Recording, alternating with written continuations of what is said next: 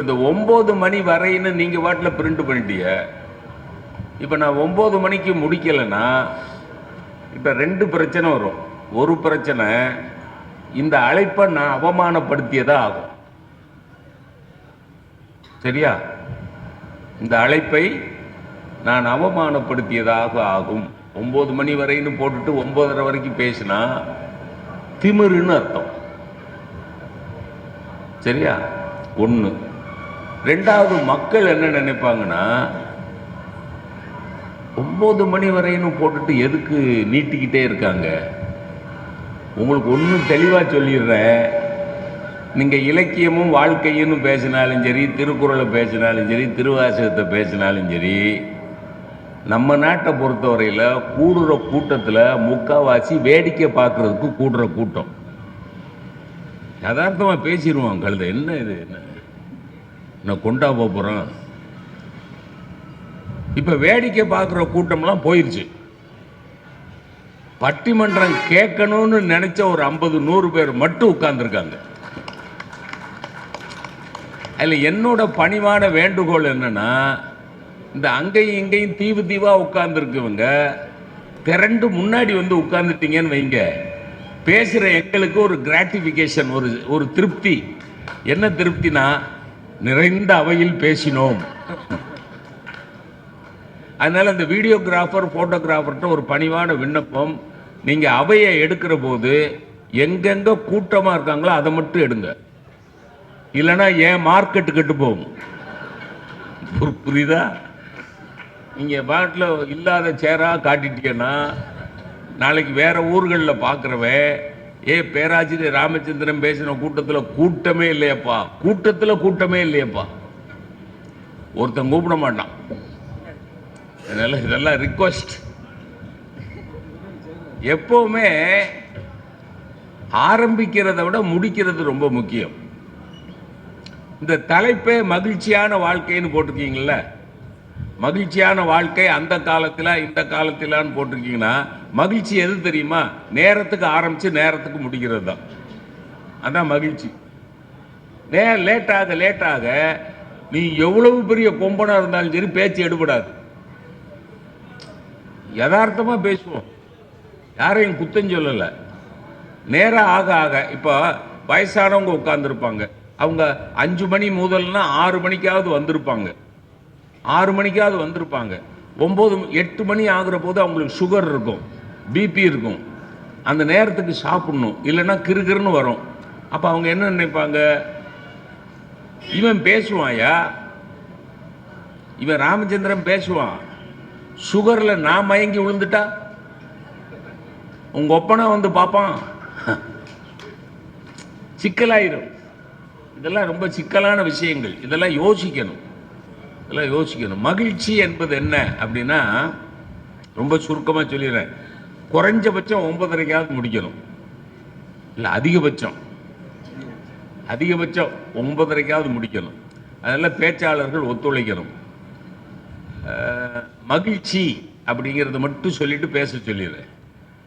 இப்போ இங்கே இருக்கிற லேடிஸ்டைலாம் கேட்குறேன், குறிப்பாக மிஸ்ஸஸ் நரேந்திரகுமார்கிட்ட கேட்குறேன். இப்போ தென்காசியில் இருக்கிற எல்லா ஜவுளி கடையிலையும் ஒரு 10-30 ஜவுளி கடை இருக்கு. எல்லா ஜவுளி கடையிலையும் ஒரே கலர் ஒரே டிசைனில் தான் புடவை இருக்கு. ஒரு கற்பனை. எந்த கடைக்கு, பாரதி சில்க்குக்கு போனாலும் சரி, ஹாஜி முஸ்தாஃபா போனாலும் சரி, பாம்பே ஸ்டோர் போனாலும் சரி, மெரூன் கலர்ல சின்னதா பூ போட்டு புடவை இருக்கு. வேற டிசைன் இல்லையான்னு கேட்டா இல்லைங்கிறாங்க.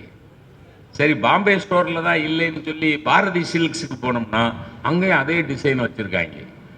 ஏங்க வேற டிசைன் இல்லைங்கிற. சேலை வாங்குறதுல ஒரு கிக் இருக்குமா?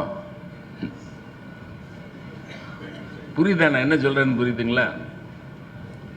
விதவிதமா சேலை, விதவிதமா டிசைன், விதவிதமா கலர், இந்த கடையில் ஏறி அந்த கடையில் ஏறி இறங்கி 5 மணி நேரமா செலக்ட் பண்ணி 5 புடவையை எடுத்து இதை வச்சிருங்க, இன்னும் 2 கடை பார்த்துட்டு வரோம் அப்படின்னு போனா தான் மகிழ்ச்சி. எப்படி 5 மணி நேரமா செலக்ட் பண்ணி 5 புடவையை எடுத்து இதை வச்சிருங்க, இன்னும் 2 கடை பார்த்துட்டு வரோம்னா தான் கிக்கு. சரி, சாப்பாடு சார், பழைய சோறும் சின்ன வெங்காயமும் உடம்புக்கு நல்லது தானே? நல்லது தானே சார்? உங்க மகனுக்கு கல்யாண வீட்டில் உங்க மகனுக்கு கல்யாணம் விருந்து கொடுக்குறிய, எல்லா பேருக்கும் கும்பச்சட்டியில் பழைய சோறு. பழைய சோறு பச்சை வெங்காயத்தை நீங்களே உரிச்சு வைக்கிறீங்க. அவனுக்கு அந்த சிரமம் வரப்படாதுன்னு பச்சை ஏன்னா பெரிய வெங்காயத்தை டப்புக்குன்னு உரிச்சிடலாம், பச்சை வெங்காயத்தை உரிக்கிறது கஷ்டம், நீங்களே உரிச்சு வைக்கிறீங்க. அதை விருந்துன்னு சொல்லுவீங்களா? ஆனா உடம்புக்கு நல்லது. புரியுதா என்ன சொல்றேன்னு? உடம்புக்கு நல்லது. பழைய சோறும் பச்சை வெங்காயமும் உடம்புக்கு நல்லது. ஆனா அதை விருந்துன்னு சொல்லுவீங்களா? விருந்துனா என்ன? அறுசுவை, அதுதான் மகிழ்ச்சி. அப்போ உடை, உணவு, நட்பு, குடும்பம், கல்வி, மருத்துவம் எல்லாம் மகிழ்ச்சி சம்பந்தப்பட்டது. எல்லாம். இப்ப நோயோட போறீங்க, நோய் தீர்ந்து வர்றீங்க, மகிழ்ச்சி தானே? மருத்துவமனைக்குள்ள போகையில நோயோட போறீங்க, 10 நாள் அட்மிட் ஆகிருக்கிறீங்க, திரும்புற போது you are perfectly all right, நீங்க நார்மலா இருக்கலாம்னு டாக்டர் சொன்னார்னா அதை விட உலகத்துல பெரிய மகிழ்ச்சி வேற என்ன இருக்கு? புரியுதுங்களா? ஒரு கேள்வி கேட்கிறேன், சாப்பிடுறது மகிழ்ச்சின்னு சொன்னல, நான் இப்ப இந்த பெரிய சபையில கேட்கிறேன், சாப்பிடுறது மகிழ்ச்சியா ஜீரணம் ஆகுறது மகிழ்ச்சியா?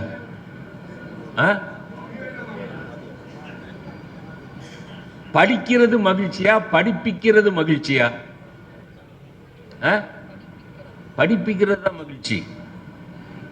புத்தக திருவிழாவுக்கு வர்றது மகிழ்ச்சியா, புத்தகங்கள் வாங்குறது மகிழ்ச்சியா, வாங்கின புத்தகங்களை படிக்கிறது மகிழ்ச்சியா, படித்த புத்தகங்கள் படி வாழ்வது மகிழ்ச்சியா? வாழ்வதுதான் மகிழ்ச்சி. நீங்க சும்மா ஒரு எக்ஸிபிஷனுக்குள்ள வர்ற மாதிரி அப்படியே பார்த்துட்டு பஜ்ஜி, வடை, வெங்காய பஜ்ஜி, அதுல ஒரு அக்கா சொல்லுது, இப்ப நான் உள்ள வரையில, போன வருஷம் வெங்காய பஜ்ஜியில இவ்வளவு எண்ணெய் இல்லடி, இந்த தடவை எண்ணெயா இருக்கு. எதுக்கு? புத்தகத்தில்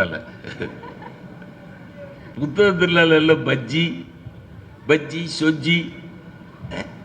பஜ்ஜி எதுக்கு வைக்கிறாங்கன்னா, லேட்டாக லேட்டாக உங்களுக்கு பசிச்சா போய் வாங்கிக்கணுங்கிறது. அது முக்கியம் இல்லை, புத்தகத்தில் அதான் முக்கியம். புத்தகத்தை வாங்கணும், புத்தகத்தை படிக்கணும், படித்தபடி வாழணும். ஒரு பஸ்ல ஏறுறது மகிழ்ச்சியா, போய் இறங்குறது மகிழ்ச்சியா? இறங்குறதா மகிழ்ச்சி. புத்தகத்தில் ஏறிட்டீங்கன்னு வைங்க. ஒரு கிளவிட்ட கண்டக்டர் கேட்டாரு, பாட்டி டிக்கெட் எடுத்துட்டியா அப்படின்னாரு. பாட்டி சொன்னா, உன் டிரைவர் ஓட்டுற ஓட்டத்தை பார்த்தா அநேகமா 65 பேர் டிக்கெட் எடுத்துட்ட மாதிரி தான் தெரியுதுன்னா. நான் இன்னும் எடுக்கல, 65 பேர் டிக்கெட் எடுத்த மாதிரி தான் தெரியுது. அவர் ரோட்ல ஓட்டுற மாதிரியே இல்லை, நேர வைகுந்தத்துக்கோ கைலாயத்துக்கோ அனுப்புற மாதிரி இருக்கு. பஸ்ல பஸ் எவ்வளவு கம்ஃபர்டபுள் பஸ்ஸா இருந்தாலும் ஏறுறது மகிழ்ச்சி இல்லை சார். சேஃபா போய் இறங்குறது தான் மகிழ்ச்சி. புரியுதுங்களா? மகிழ்ச்சினா என்னன்னு புரியுதுங்களா? மகிழ்ச்சினா என்னன்னு புரியுதுங்களா? இந்த மகிழ்ச்சி இன்னைக்கும் சரி, அன்னைக்கும் சரி, அந்த காலத்திலையும் சரி, இந்த காலத்திலையும் சரி, துரோகம் இருந்தது, வஞ்சகம் இருந்தது, வெறுப்பு இருந்தது, வெறி இருந்தது, எல்லா காலத்திலும் இருந்தது. அந்த காலத்தில் வெறி கிடையாதா? அந்த காலத்தில் வெறிப்பு கிடையாதா? அந்த காலத்தில் வறுமை கிடையாதா? ஏதோ சங்க காலம் பொற்காலம்ங்கிறாங்களே தமிழ்நாட்டில், சங்க காலம் பொற்காலம் அப்படிங்கிறான். சங்க காலம் பொற்காலமா? அப்படின்னா சங்க காலத்தில் புலவர் அடுப்புல பூனை தூங்குச்சுன்னு எப்படி எழுதினாரு? புரியுதா என்ன? சங்க காலத்தில் அடுப்புல பூனை தூங்குச்சுன்னு பாட்டு இருக்கு.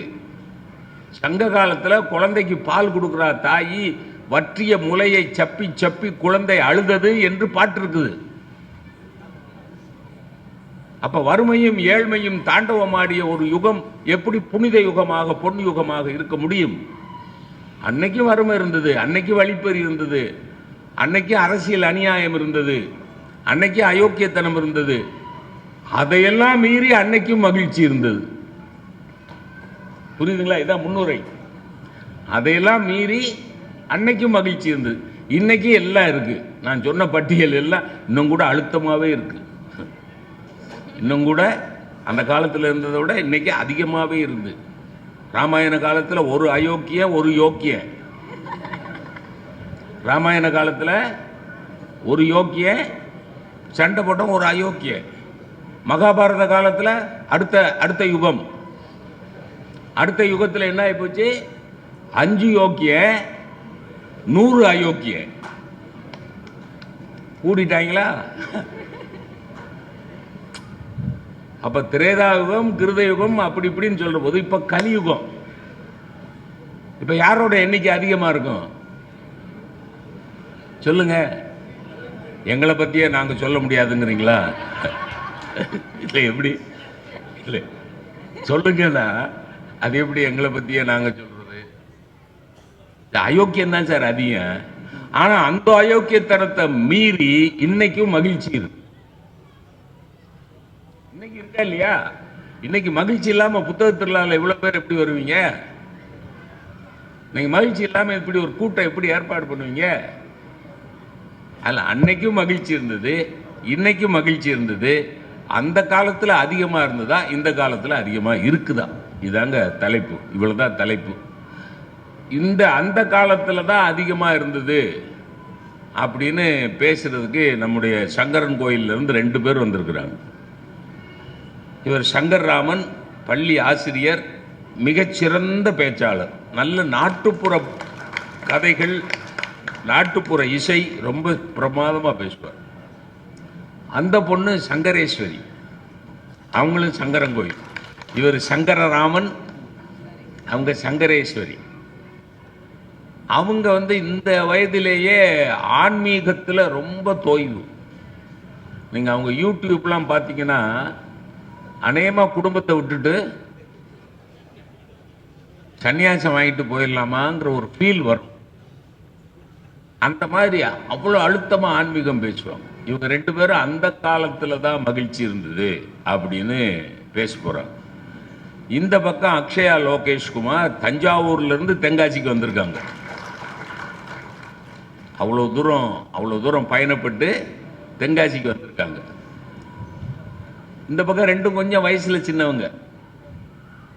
அந்த தம்பி இளவரசன் பிகாம் தான் படிக்கிறாரு.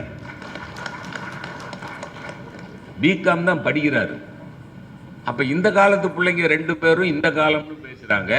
கொஞ்சம் வயசான சங்கரேஸ்வரி வருத்தப்படக்கூடாது, ஏன்னா இவரை சொல்லலாம், இவர் ஒன்றும் அதை மைண்டே பண்ண மாட்டாரு. யாரு?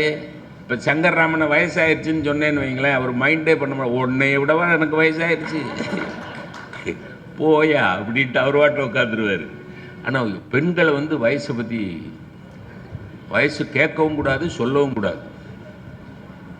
ஒரு வயசான அம்மாட்ட உங்க வயசு என்ன பாட்டி அப்படின்னு கேட்டேன். உங்க அம்மா வயசு தான். எப்படி பதில்? உங்க வயசு என்ன பாட்டின்னு கேட்டா உங்க அம்மா வயசு தானே, முடிஞ்சு வச்சு. உங்க அம்மாவும் கிளவி நானும் கிளவின்னு அர்த்தம். வயசு கேட்கக்கூடாது. 4 பேர் அருமையாக பேச போறீங்க. ரொம்ப மகிழ்ச்சி. தாமதமாக ஆரம்பித்தாலும் இத்தனை பேர் இருந்து கேட்கிறீர்கள் என்பது பெரிய மகிழ்ச்சி.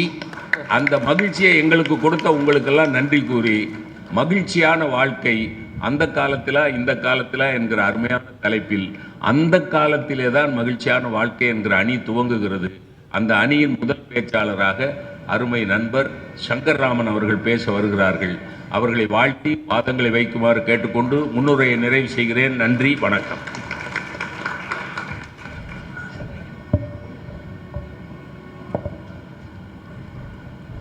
பொதிகை மலைதனில் புகழுடன் பூத்து புலவர்கள் பலரை புரைந்து பார்த்து என்றும் இளமை குன்றாத தென்றலாய் உலகோர் இதயத்தில் உறைந்த தமிழ் பண்பாட்டு உணர்வோடு புத்தக திருவிழாவை எழுத்தாளர்களையும் வாசகர்களையும் சந்திக்கின்ற மிக பெரும் திருவிழாவாக சிறப்பாக நடத்தி கொண்டிருக்கக்கூடிய மாவட்ட நிர்வாகத்தைச் சேர்ந்த சான்றோர் பெருமக்களே, இந்த பட்டிமன்றத்தை தாமதமாக தொடங்கினாலும் கூட தகுந்த சுவாரஸ்யத்தோடு தொடங்கி இருக்கின்ற எங்கள் ஆற்றலுக்கு நடுவரவர்களே, இருபக்கமும் பேச காத்திருக்கின்ற நல்ல உள்ளங்களே, அருமையாக அரவணைக்கும் வகையிலே அன்போடு கூடியிருக்கின்ற இனிய பட்டிமன்ற ரசிக பெருமக்களே, அத்துணை பேருக்கும் என்னுடைய பணிவான வணக்கத்தை கனிவோடு சமர்ப்பித்துக் கொள்கின்றேன். அருமை பெரியோர்களே, நல்ல தலைப்பை நம்முடைய நடுவர் அவர்கள் அறிமுகப்படுத்தி ஒரு நல்ல தொடக்கத்தை நிகழ்த்தி இருக்கிறார்கள். மகிழ்ச்சி நிறைந்த வாழ்க்கை எல்லாரும் விரும்புறது அதுதான். ஆனா அது இருக்காங்கிறது கேள்வி. மகிழ்ச்சி நிறைந்த வாழ்க்கை அந்த காலத்திலா இந்த காலத்திலா? இது உள்ளங்கனி நெல்லிக்கனி போல தெரிகிறது. அது இந்த காலத்தில் அல்ல, அது அந்த காலத்தில் தான், அந்த காலத்தில் என்று சொல்வதற்காக ஆதாரங்களோடு வந்திருக்கிறேன். நடுவர் அவர்களே, புத்தக திருவிழாவுக்கு வரும்பொழுது படிப்பதற்கு புத்தகம் வாங்குவோம். படித்து முடித்தவுடன் நாமும் எழுத்தாளராக வேண்டும் என்று சிலருக்கு ஆசை வரும் இல்லையா? முயற்சி செஞ்சுக்கிட்டே இருப்போம். அதுல தான் மகிழ்ச்சி தொடங்கணும் நமக்கு. உண்மையிலேயே ஆத்மானம் என்ற ஒரு கவிஞன் அவன் எழுதுனா ஒரு நிறைய கவிதைகள் எழுதியிருக்கிறாரு. ஒரு கவிதை சொல்றேன், எழுதுன்னு ஆசைப்படுறவங்களாம் அதை படிக்கணும். எழுது எழுது, பேனாமுனையின் உரசலாவது கேட்கட்டும் எழுது. இப்படி ஒரு கவிதையை எழுதினார் ஆத்மானம் என்கிற மகத்தான ஒரு கவிஞர். நாம் யோசித்து பார்க்க வேண்டும், அப்படி எழுதுவதற்கான நிதானமான வாழ்க்கையை நாம் வாழ்ந்துகிட்டு இருக்கோம். என்றைக்கு நிதானத்தை இழந்தோமோ நாம் மகிழ்ச்சியை இழந்துட்டோம். காலையில எந்திரிச்சு இரவு தூங்க போகிற வரைக்கும் பாத்தீங்கன்னா எதையாவது விரட்டி ஓடிக்கிட்டே இருக்கும். அப்படி ஒரு வாழ்க்கையை தானே வாழ்ந்துகிட்டு இருக்கோம். எதையாவது விரட்டி விரட்டி ஓடிக்கொண்டே இருக்கக்கூடிய ஒரு வாழ்க்கை எப்படி மகிழ்ச்சியான வாழ்க்கையாக இருக்க முடியும்? நம்முடைய மதிப்பிற்குரிய மாவட்ட ஆட்சித்தலைவர் அவர்கள் வந்து கொண்டிருக்கிறார்கள். அவர்களை நாம் பட்டிமன்ற குழுவின் சார்பாக பணிந்து வரவேற்கின்றோம்.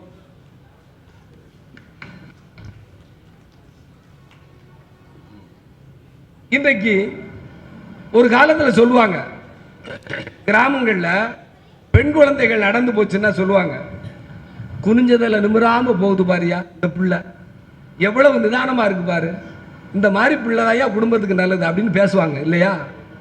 அது பெண்களுக்கு பொருந்துகிறது ஒரு காலத்தில். ஆனால் இன்றைக்கு நீங்கள் ஒரு பேருந்துல ஏறி போய் உட்கார்ந்து பார்த்தீங்கன்னா எல்லார் கையிலையும் அலைபேசி வந்து உட்கார்ந்துக்கிட்டு ஆணு பெண்ணு வேறுபாடு இல்லாம இன்னைக்கு எல்லாரும் குனிஞ்சதில் நிமிராம போய்கிட்டு இருக்காங்க. பக்கத்தில் நிற்கிறது கர்ப்பிணியா, இந்த பக்கம் நிற்கிறது வயசான ஆளா, இவருக்கு இடம் கொடுக்கணுமா, இப்படியெல்லாம் யோசிப்பதற்கெல்லாம் நினைக்காம இன்னைக்கு குனிஞ்சதில் நிமிராம வாழுதமே, இதுதான் மகிழ்ச்சியான வாழ்க்கையான்னு நான் கேட்கிறேன். என்றைக்கு இன்றைக்கு அலைபேசி என்கிற இந்த ஊடகம் நம் கைக்கு வந்துச்சோ அன்னையிலிருந்து நம்ம மகிழ்ச்சி என்பது விலகி விலகி விலகி போய் ரொம்ப தூரமா போய் நிற்குது மகிழ்ச்சி என்பது. 30 ஆண்டுகளுக்கு முன்னால திருவேங்கடத்து பக்கத்தில் இருக்கக்கூடிய ஒரு சின்ன கிராமத்தில் பிறந்த ஓம் முத்துமாரி என்கிற ஒரு நாட்டுப்புற கலைஞர், கலைமாமணி விருது பெற்றவர். அவர் பாடினார் 30 ஆண்டுக்கு முன்னால, இன்னைக்கு இல்ல. அவர் பாடுவார், என்னம்மா தேவி ஜக்கம்மா உலகம் தலகீழ தொங்குதே நியாயம்மா, என்னம்மா தேவி ஜக்கம்மா உலகம் தலகீழா தொங்குதே நியாயம்மா, சின்னஞ்சிறுசெல்லாம் சிகரெட்டு பிடிக்குது, சின்னஞ்சிறுசெல்லாம் சிகரெட்டு பிடிக்குது, சித்தப்பமார்கிட்ட தீப்பெட்டி கேக்குது, என்னம்மா தேவி ஜக்கம்மா அப்படின்னு பாடுவார். அப்ப உலகம் தலகீழா மாறி போய் கிடக்குன்னு 30 ஆண்டுகளுக்கு முன்னாலே அவர் பாடிய ஒரு நாட்டுப்புற கலைஞருடைய வாழ்க்கை இன்னைக்கு ரொம்ப ரொம்ப சீரழிஞ்சு போயிருக்கு. அப்ப எங்க மகிழ்ச்சியை தேட முடியும்? என்றைக்கு 30 செகண்ட்ல 30 நொடியில ஒரு ரீல்ஸ் பார்த்து நாம் மகிழ்ச்சி அடைஞ்சிட்டோம் நினைச்சிட்டோமோ இது ஒரு மகிழ்ச்சியா? 30 செகண்ட்ல ரீல்ஸ் பார்த்து பழகக்கூடிய ஒரு தலைமுறையை உருவாக்கி இருக்கிறோம், இதுதான் மகிழ்ச்சியா? எதையெல்லாம் இழந்தோம், எதையெல்லாம் காணாம போச்சு? ஏகாதசி என்கிற ஒரு கவிஞன் பிரமாதமா பாடினார். எதெல்லாம் காணாம போச்சு நம்மகிட்ட? எங்க ஐயா முன்னுரையில அருமையா சொன்னாங்க இல்லையா, அதை பாட்டா பாடி இருக்கா அந்த கவிஞன்.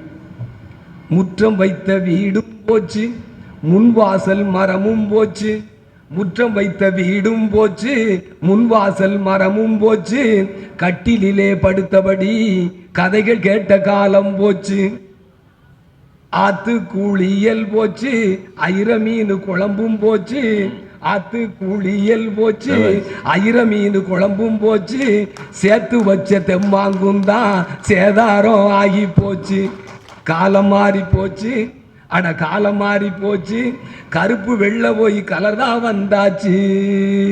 இன்னும் சொல்றாங்கய்யா, குருவிகள் சத்தம் போச்சு, குருவிகள் சத்தம் போச்சு, குதிரை வாலி சோறும் போச்சு, பருத்தி நூல் ஆடை போச்சு, பச்சை தண்ணி பாக்கெட்டாச்சு. காலம் மாறி போச்சு, அட காலம் மாறி போச்சு, கருப்பு வெள்ளை போய் கலர் தான் வந்தாச்சு என்று பாடினான்.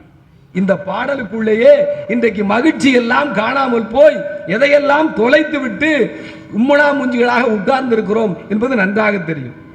நடுவர் அவர்களே, உணவுல எதெல்லாம் இழந்தோம் இன்னைக்கு பேருந்து நிலையங்களிலே நாம் நிற்கக்கூடிய கம்மங்கஞ்சி விற்கக்கூடிய கேப்பக்கூழ் விற்கக்கூடிய அந்த வண்டிகளின் வரிசையை பார்க்கும் பொழுதே நாம் மகிழ்ச்சியை தொலைத்து விட்டோம் தானே பார்க்கிறோம்.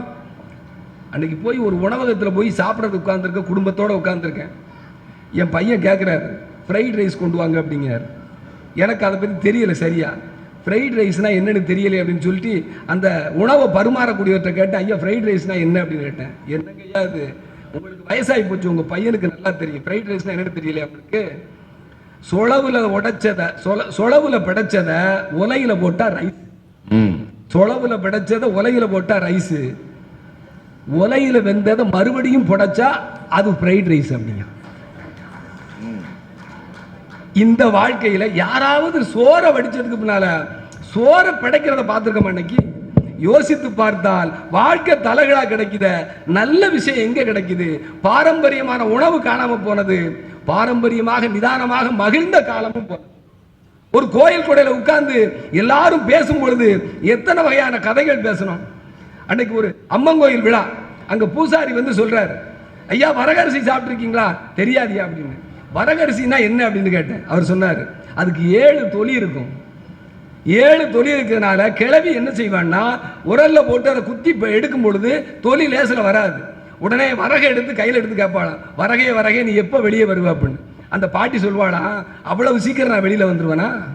எனக்கு பட்டு கொடுக்கணும், பதம் போடணும், பன்னீர் தெளிக்கணும், இவ்வளவும் செஞ்சு நீ குத்தினா தான் நான் வெளியே வருவேன் அப்படின்னு சொல்லுவான். அதனால 7 தொலி இருக்கிறதுனால 2 ஆடை உடுத்திருக்கிற நாம எவ்வளவு பாதுகாப்பா இருக்கிற நினைக்கிறோம், பாதுகாப்பா இருக்கிறதா நினைக்கிறோம். அதனால அதுக்கு பேர் சொல்ற அந்த கிழவி வரகரிசிக்கு 7 அரண்மனைக்குள்ள இருக்கிற இந்திராணின்னு பேரா. இதை உணர்ந்தோமா நாம் என்றைக்காவது? நாம் சாப்பிடுகிற அரிசி சரியானதான்னு யோசிச்சோமா? நாம் சாப்பிடுவது, உண்பது, உறங்குகிற பாயிலிருந்து எல்லாமே மாறி போய் கிடக்கிற பொழுது எப்படி நல்ல தூக்கத்தோடு மகிழ்ச்சியா நீங்க தூங்குவீங்க? நம்மகிட்ட இருக்கிற கதை மரபு இருந்தது இல்ல, இந்த புத்தக கடை, இந்த கடைகள் முழுக்க சொல்வது அதுதான். நம்மகிட்ட காணாமல் போற கதை மரபு எங்க போச்சு? விடுகதைன்னு சொன்னா செவ்வியல் மரபு, அதையே அழிப்பாங்கன்னு சொன்னா அது நாட்டுப்புற மரபு. இந்த 2ஐயும் உணர்ந்த ஒரு மரபு நம்மகிட்ட இருந்துச்சு. பச்சை பிள்ளைய மடியில போட்டுக்கிட்டு குழந்தை கதை கேட்குங்க. நாமெல்லாம் அப்படி கதை கேட்டோம். 40 வயசுக்கு மேல உள்ளலாம். ஒரு ஊர்ல ஒரு நரி இருந்துச்சான்னு சொல்ல உடனே அந்த கதையை சொல்லும் பொழுது குழந்தை உம்மு கொட்டி கேட்கும் தெரியுமா? இந்த உம்மு கொட்டுறது தான் உள்வாங்குகிற திறன், அப்சர்வேஷன் பவர் அப்படிங்க. இதை 2 வருஷம் பிஎட்ல போய் படிக்கான் நம்ம மாணவன்.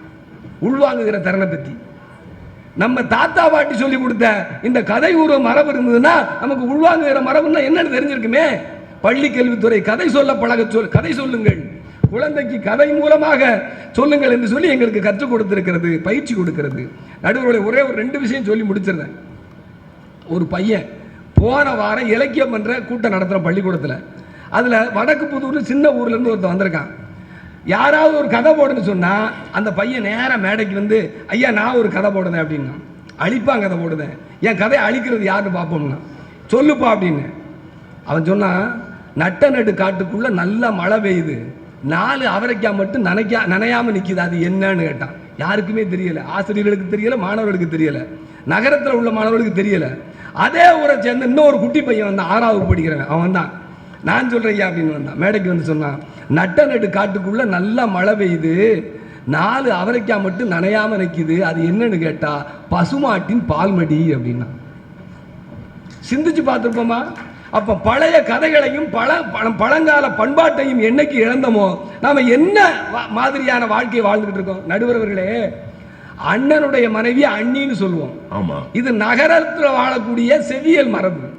ஆனால் கிராமத்தில் உள்ள மக்கள் அங்க எப்படி சொல்லுவாங்க? குறிப்பா தென்காசி சங்கரவ வட்டத்தில் மதினி அப்படிமோ. மதினி. இன்னும் அதை அழகாக நம்முடைய கிராமத்து பிள்ளைகள் சொல்லுங்க, ஏன் மைனி, மதினி என்பது மருவி மைனின்னு சொல்லுவோம் இல்லையா? உங்களுக்கு ஒவ்வொரு சொல்லுக்குள்ளேயும் ஒரு தொனி இருக்கு, ஒரு மனசுக்கான நெருக்கம் இருக்கிறது. இந்த நெருக்கத்தை எல்லாம் இழந்துட்டு இன்னைக்கு அப்பாவும் அதான் சித்தப்பாவையும் மாமா, அது அங்கிள்லாம் சொல்லலாம், மாமாவையும் அங்கிள்னா. இது விளங்குமா? இந்த இதுல மகிழ்ச்சி இருக்கிறதா? யோசித்து பார்த்தா நடுவர்களே, பழங்கால கதைகள் போனது, பழங்கால சொற்கள் போனது. நம்முடைய கமலக்கண்ணன் ஐயா சொன்னது மாதிரி திருக்குறள் அவர் சொன்னார், அழகா சொன்னார். திருக்குறளுக்கு பல உரைகள் வந்திருக்கு. ஆனால் எத்தனை கோடி தமிழ் மக்கள் பிறந்திருக்கிறார்களோ அத்தனை கோடி பேரும் ஒரு உரை எழுதுகிற அளவுக்கு அது மிகப்பெரிய செவ்வியல் இலக்கியம் என்று சொல்லிட்டு போனார். ஏன்னு கேட்டா, ஒவ்வொருவருடைய அனுபவத்திற்கு தகுந்தது மாதிரி, ஒவ்வொருவருடைய வாழ்க்கை பட்டறிவுக்கு தகுந்தது மாதிரி திருக்குறள் புது பரிமாணம் எடுத்துக்கொண்டே இருக்கும். அதுதான் திருக்குறளின் வலிமை. நடுவரவர்களே, நான் மறுபடியும் சொல்லி முடிக்கின்றேன். நல்ல ரசிய மனப்பான்மை இழந்தோம், நிதானத்தை இழந்தோம். ஒரு திருமணத்தை கூட A to Z ஒரு ஒப்பந்தக்காரரை ஒப்படைத்து விட்டு நாம் பேசாமல் இருக்கிறோம். நாம் பரிமாறுகிற அழகு பாழா போனது. எல்லா வகையும் பார்த்து கொண்டிருந்தால், எல்லாவையும் வேடிக்கை பார்த்து கொண்டு அமைதியாக மாற்றத்தை பற்றி மட்டுமே யோசிக்காத ஒரு தலைமுறையாக விளங்கி கொண்டிருக்கிறோம். எனவே நடுவரவர்களே, நீங்கள் யோசித்து நல்ல தீர்ப்பை தர வேண்டும். மகிழ்ச்சியாக வாழ்கிற வாழ்க்கையை திரும்பவும் மீட்டெடுக்க வேண்டும் என்று சொன்னால், நாம் பழைய தமிழ் பண்பாட்டையும் பழமரபு கதைகளையும் விளையாட்டுகளையும் திரும்பவும் குழந்தைகளுக்கு கற்றுக் கொடுக்க நாம் தயாராக வேண்டும். அதைத்தான் இந்த சமூகம் இயக்கத்தோடு பார்த்து கொண்டிருக்கிறது என்று சொல்லிக்கொண்டு, மகிழ்ச்சி நிறைந்த வாழ்க்கை என்பது அந்த காலத்திலே என்பதை சொல்லி, எங்களது மாவட்ட கல்வி அலுவலர் ஐயா அவர்கள் அருமையாக உட்கார்ந்து கவனித்துக் கொண்டிருக்கிறார்கள். என்ன, அவர்களுக்கும் நன்றியை சொல்லிக்கொண்டு விடைபெறுகின்றேன். நன்றி, வணக்கம். அருமை அருமை அருமை அருமை. இந்த காலத்தினுடைய அருமை கருதி நான் சொன்ன நேரத்தில் முடிச்சிட்டேன். இந்த இப்படி மைக் தட்டையில் சில பேச்சாளர்கள் நடுவர் மைக்கு டெஸ்ட் பண்ணுறாரோன்னு நினச்சிக்கிட்டு பேசிக்கிட்டே இருப்பாங்க. போதுங்கிறது அர்த்தம். ஆனால் அவங்க இப்படி தட்டினோடனே மைக் ஒர்க் பண்ணுது அப்படின்னு பேசிக்கிட்டே இருப்பாங்க. ஆனால் சங்கர்ராமன் சூப்பராக முடிச்சிருக்காரு. எதையும் மறுக்க முடியாது, எதையும் மறுக்க முடியாது. அதை ஒரு பாட்டு பாடினார, அது அந்த NS கிருஷ்ணனே பாடியிருக்காரு, அது அந்த காலம், அது அந்த காலம்னு. 10 மாதம் குழந்தைய சுமந்து பெற்றது அந்த காலம், ஊசியை போட்டால் கரு உண்டாகும் என்பது இந்த காலம். ஊசியை போட்டால் கரு உண்டாகும் அப்படிங்கிறது இந்த காலம்னார். அது அந்த காலம்னு 1988 வலம்புரி ஜான் டைரக்ட் பண்ணி ஒரு படம் வந்தது, பிரமாதம். 1988 வந்தது அந்த காலம்னு.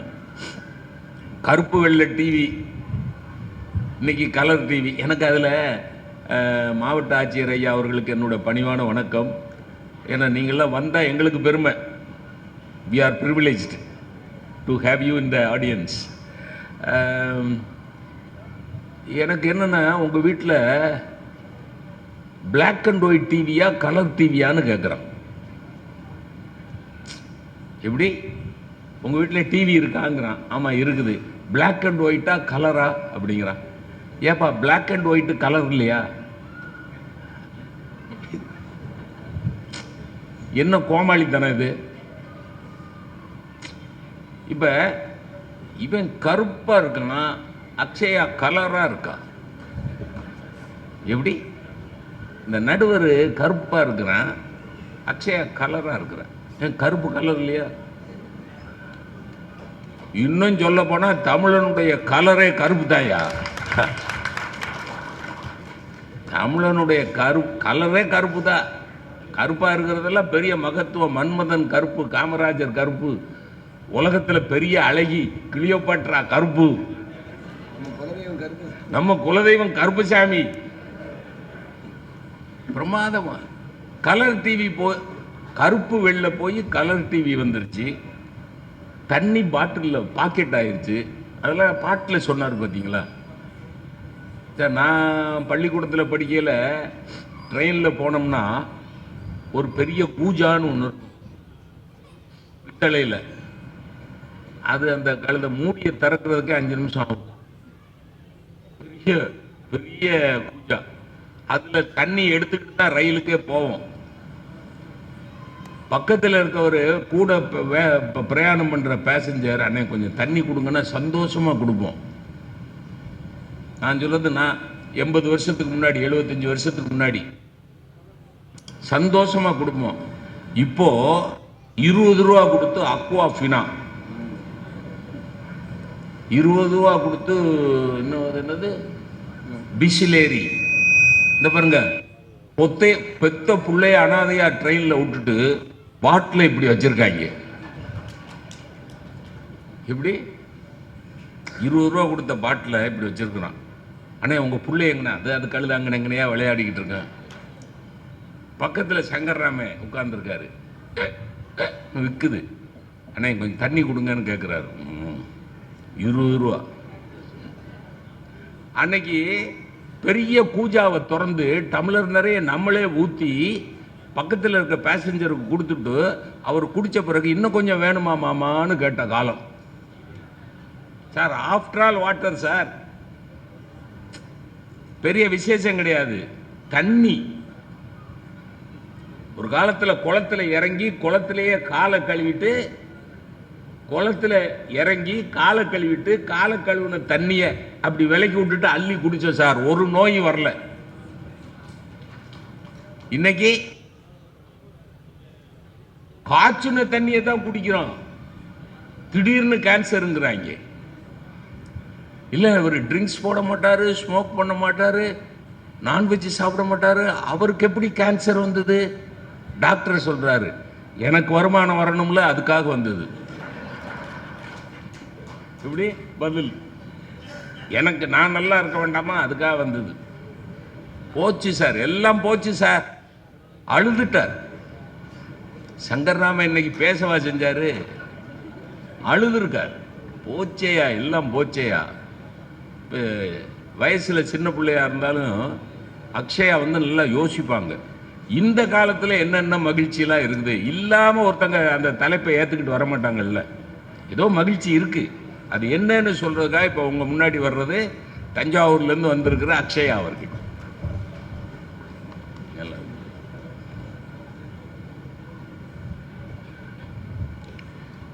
கொட்டும் அருவியினூடே குரங்குகள் குதித்தோட, சில்லெனும் தென்றல் சிந்தையை புதுப்பிக்க, கொஞ்சும் அழகு கொழிக்கும் குற்றாலம் உடை தென்காசியிலே, விஞ்சும் அறிவு செழிக்கும் இந்த புத்தக திருவிழாவிலே வந்தமர்ந்திருக்கும் சொந்தங்கள் அத்துணை பேருக்கும் என்னுடைய பணிவன்பான வணக்கங்கள். இன்றைக்கான தலைப்பு எது மகிழ்ச்சியான வாழ்க்கை, அந்த காலத்தில இந்த காலத்தில என்பது தலைப்பு. நடுவரையா அவர்கள் தொடங்கும் போது ஒரு மகிழ்ச்சியின் பட்டியலை சொன்னார்கள், எதுவெல்லாம் மகிழ்ச்சி என்று. நான் சில மகிழ்ச்சியை உங்களுக்கு சொல்கிறேன். கருப்பு அங்கி அணிந்து பட்டம் வாங்கும் தன் மகனை மேடையில் பார்த்து, கற்கள் உடைத்தும் கலப்பை சுமந்தும் காப்பு காய்த்த தன் கரங்களோடு கண்ணீர் மல்க கரவொலி எழுப்புகிறாரே ஒரு தந்தை, அந்த காட்சி மகிழ்ச்சியானது. அவை ஏறி அரங்கேற்றம் செய்யும் தன் மகளை பார்த்து மேடையில் ஏறி ஆடி பாட வேண்டும் என்று தன்னுடைய கன்னி பருவ கனவு கலைந்தோடியதை இன்றைக்கு மகள் வழியே நேரடியாக பார்த்து மகிழ்ச்சி கொள்கிறாளே ஒரு தாய், அந்த காட்சி மகிழ்ச்சியானது. குறையோடு பிறந்த தன் குழந்தை இன்றைக்கு இருக்கிற மருத்துவ தொழில்நுட்ப வளர்ச்சியினால் குணமாகி துள்ளி குதித்தோடும் காட்சியை பார்த்து பேரானந்தம் அடைகிறாளே ஒரு தாய், அந்த காட்சி மகிழ்ச்சியானது.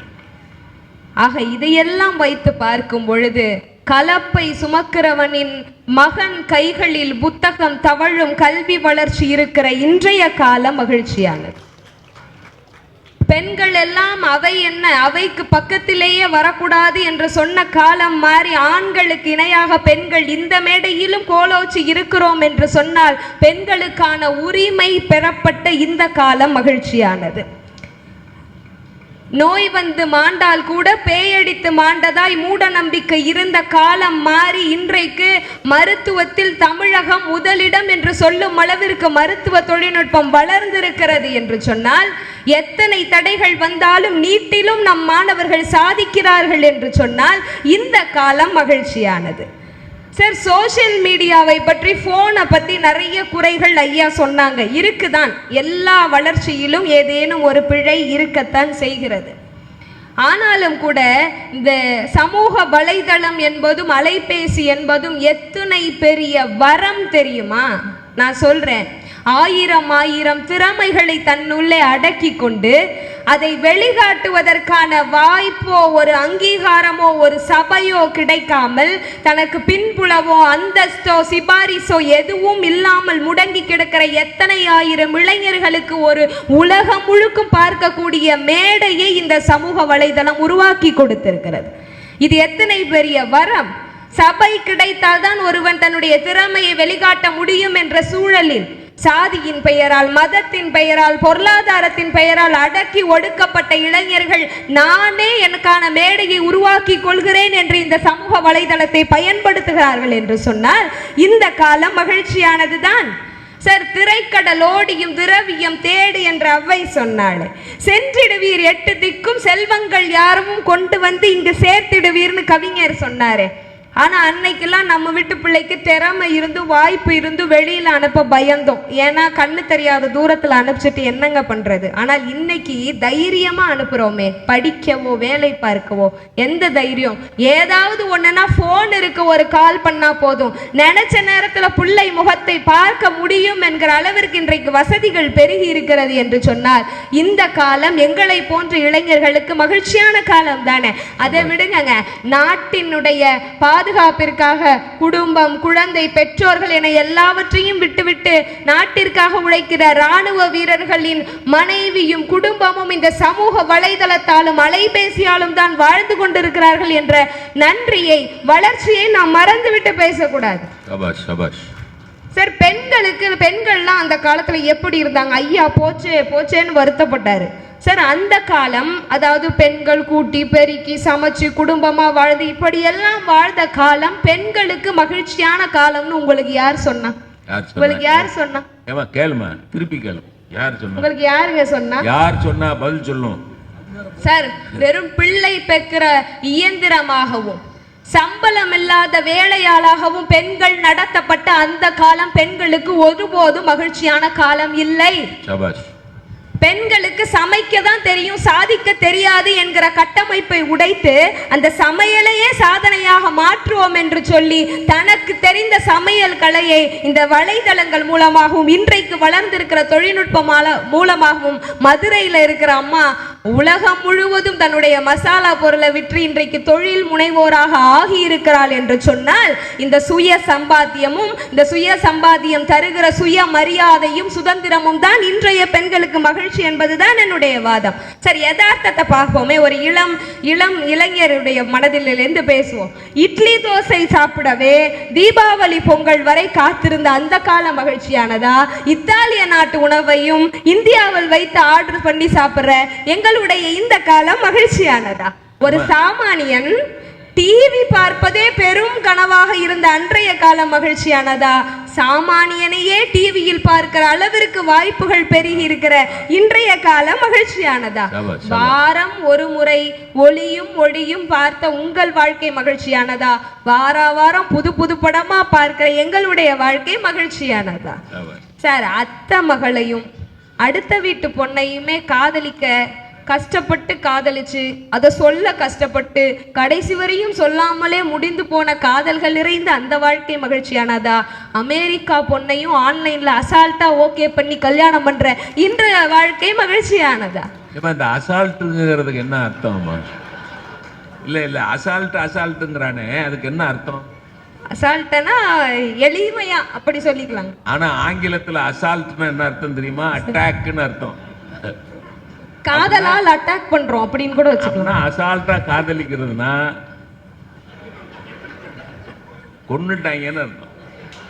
அதுவும் எங்க ஐயா இருக்காங்களே, நான் கூட சமீபமா அந்த படங்கள்லாம் பார்க்கலங்க. எங்க ஐயா அப் டு டேட்ல இருப்பாங்க, நடுவர் ஐயா. நேற்று வந்த படம் கூட ஐயாவுக்கு தெரியும். அந்த படத்தை பார்த்துட்டு உடனே அந்த படத்தில் பேசப்படுகிற கருத்துகளையும் காட்டப்படுகிற காட்சிகளையும் உடனே முகநூல்ல எழுதுவாங்க. ஆக முதுமை என்பது வயதிற்கும் உடலுக்கும் தானே தவிர மனதிற்கு இல்லை என்று இன்றைக்கு பல முதியவர்களின் தனிமையை போக்குகிற அளவிற்கு இன்றைக்கு உங்களுடைய சுற்றுச்சூழல் மாறி இருக்கிறது, வளர்ந்து இருக்கிறது என்று சொன்னால் எல்லோருக்கும் இன்றைய காலம் மகிழ்ச்சியானதாக தான் இருக்கு. அது மட்டும் இல்ல, கல்விங்கிறது எவ்வளவு முக்கியம். நம்முடைய சமூகத்தின் முன்னேற்றத்தினுடைய மிகப்பெரிய ஆயுதம் கல்வி இல்லைங்களா? ஆனால் அந்த காலத்தில் படிப்பதற்கான வாய்ப்பு, உரிமை எத்தனை பேருக்கு வழங்கப்பட்டது? அது மட்டும் இல்லை, அப்படியே படிக்கிறதுக்கான வாய்ப்பு இருந்தாலும் என்ன படிக்கணுங்கிற தேர்ந்தெடுக்கிற உரிமை நம்ம பலருக்கு இருந்ததில்லை. ஆனால் இன்றைக்கு கேட்டரிங் கல்லூரிகளில் பெண்களுக்கு இணையாக ஆண்களும், மெக்கானிக்கல் இன்ஜினியரிங் பிரிவுகளில் ஆண்களுக்கு இணையாக பெண்களும் தங்கள் விருப்பப்பட்ட படிப்பை தாங்கள் விருப்பப்பட்ட கல்லூரிகளில் படிக்கிறார்கள் என்று சொன்னால் இந்த வளர்ச்சி இன்றைய சூழலில் இளைஞர்களுக்கு மகிழ்ச்சியை தானே தருகிறது. அது மட்டும் இல்லை, இன்னும் முக்கியமான விஷயத்தை சொல்லவா? அந்த காலத்தில் நீங்க நிறைய மகிழ்ச்சி சொன்னீங்களா ஐயா, உங்களுக்கெல்லாம் கிடைக்கவே கிடைக்காத மகிழ்ச்சியை நான் சொல்றேன். என்னம்மா அது? ஆணுக்கும் ஆணுக்கும் நட்பு இருந்திருக்கு உங்க காலத்துல, பெண்ணுக்கும் பெண்ணுக்கும் நட்பு இருந்திருக்கு உங்கள் காலத்துல. ஆனால் ஒரு ஆணுக்கும் பெண்ணுக்குமான நட்பு இருக்கிறதே, அந்த பேரானந்தத்தை உணர்ந்தவர்கள் இன்றைய காலத்தில் வாழ்பவர்கள் தான். இளைஞர் ஒரு ஆணும் பெண்ணும் பழகினாலே காதல் தான் என்று பார்க்கப்பட்ட காலத்தில் உங்களுக்கு அந்த காலத்தில் இதற்கான வாய்ப்புகள் இல்லை. ஆனால் இன்றைய இளைஞர்கள் ஆண்களும் பெண்களும் நட்பு கொண்டு எத்தனை பெரிய வாழ்க்கை சந்தோஷத்தை இந்த சமூகத்திலே நடத்தி கொண்டு இருக்கிறார்கள் என்று யோசிக்கும் பொழுது எல்லா விதத்திலும் இந்த வாழ்க்கை எல்லோருக்கும் உரிமையையும் வாய்ப்பையும் வளர்ச்சியையும் கொடுக்கிற ஒரு வளமான காலத்தை இன்றைய நாளில் தான் சந்தோஷமாக நாங்கள் அனுபவித்துக் கொண்டு இருக்கிறோம் என்று சொல்லி மகிழ்ச்சியான வாழ்க்கையை பற்றி நாம் பேசிட்டு இருக்கோம் சார். பொருளாதாரத்தின் அடிப்படையில் தாழ்த்தப்பட்டவர்கள் உண்டு, பாலினத்தின் அடிப்படையில் தாழ்த்தப்பட்டவர்கள் உண்டு, சாதி மதத்தின் அடிப்படையில் தாழ்த்தப்பட்டவர்கள் உண்டு. அவர்களுக்கும் அன்றைய கால மகிழ்ச்சியாக இருந்ததா என்று யோசித்து பார்த்தால் அவர்களுக்கான உரிமையும் அவர்களுக்கான வாய்ப்பும் அங்கீகாரமும் கொடுக்கப்பட்டு வளர்ச்சியடைந்த சமூகமாக மாறி இருக்கிற இன்றைக்கு தான் எல்லோருக்கும் மகிழ்ச்சியான காலம் என்று சொல்லி வாய்ப்பளித்தவர்களுக்கும் வாய்மொழி கேட்டவர்களுக்கும் நன்றி கூறி விடைபெறுகிறேன். நன்றி, வணக்கம். என்ன ஒரு வருத்தம்னா, தஞ்சாவூர்லேருந்து ஏறத்தாழ 6 மணி நேரம் 7 மணி நேரம் பயணம் பண்ணி வந்தவங்கள ஒரு 5 நிமிஷம் 10 நிமிஷத்தில் பேசி முடியும்னு சொல்கிறது தான் ரொம்ப வருத்தமான விஷயம். ஆனால் நேரம் கருதி நம்ம முடிக்க வேண்டியிருக்கு. ஏன்னா நம்ம நீட்டிக்கிட்டே நம்ம பேசுவோம், அவங்க பேசிடக்கூடாதுல்ல. கீழே இருக்கவங்க பேச ஆரம்பிச்சிட்டாங்கன்னு வைங்க, அப்போ நம்ம பேசுகிறதுல அர்த்தம் இல்லை. அதனால தான் வேக வேகமாக மணி அடிச்சு ஷார்ட் அண்ட் ஸ்வீட். ஆங்கிலத்தில் சொல்லுவாங்க brevity is the soul of wit அப்படிம்பாங்க. சுருக்கமாக பேசுறது தான் ஞானத்தினுடைய அடையாளம். ஞானத்தினுடைய அடையாளம்ங்கிறது சுருக்கமாக பேசணும். அதனால தான் திருக்குறளுக்கு அவ்வளோ பெரிய மரியாதை. நீங்கள் சங்க இலக்கியத்தை நீளமாக 30-40 வரியில் படிக்கிற இலக்கியத்தை அவர் 1.25 அடியில் சொல்லிடுவார் விஷயத்தை. சங்க இலக்கியத்தில் 30 வரியில் சொன்ன விஷயத்தை திருவள்ளுவர் 1.25 அடியில் சொல்லிடுவார். அப்போ திருக்குறள் ஸ்டாண்ட்ஸ் நீளமாக சொன்னா சரி. அதனால நீங்கள் எங்களை மன்னிக்கணும், வேற வழி இல்லை நேரத்தை. ஆனால் கொடுத்த நேரத்தில் பிரமாதமாக பேசி என்ன மகிழ்ச்சி. என்ன அந்த காலத்தில் என்ன பொம்பளை பிள்ளைகளை மதிச்ச நீ? பொம்பளை பிள்ளை என்னங்க நான் ஒன்று பொச்சாதி என்னங்க நான் ஒன்று உள்ள போ, பொம்பளையா லட்சணமா இரு, இல்லைன்னா லட்சணமான பொம்பளையா இரு. எப்படி? பொம்பளையா லட்சணமா இரு, இல்லைன்னா லட்சணமான பொம்பளை. பேசக்கூடாது. ஆம்பளைங்க இருக்க இடத்துல பொம்பளைக்கு என்ன வேலை? அவ திருப்பி கேட்டிருந்தான்னு வைங்க, பொம்பளை இல்லாம ஆம்பளைகளுக்கு என்ன வாழ்க்கைன்னு கேட்டிருந்தான்னு வைங்க, கேட்கல. அதெல்லாம் இன்னைக்கு விடுதலை பெற்றுட்டாங்கயா. கல்வி எவ்வளவு வளர்ந்திருக்கு, மருத்துவம் எவ்வளவு வளர்ந்திருக்கு. இந்த லைட்டு, இந்த வீடியோகிராஃபு. நான் 1973 முதல் மேடை தென்காசி திருவள்ளுவர் கழக மேடை 1973 52 வருஷம் அந்த முதல் மேடை என்ன நடந்தது ஏது நடந்ததுன்னு எனக்கு மட்டும்தான் தெரியும். என் தாத்தாவுக்கு என் பேரனுக்கு பேத்திக்கு காட்ட முடியல சார்.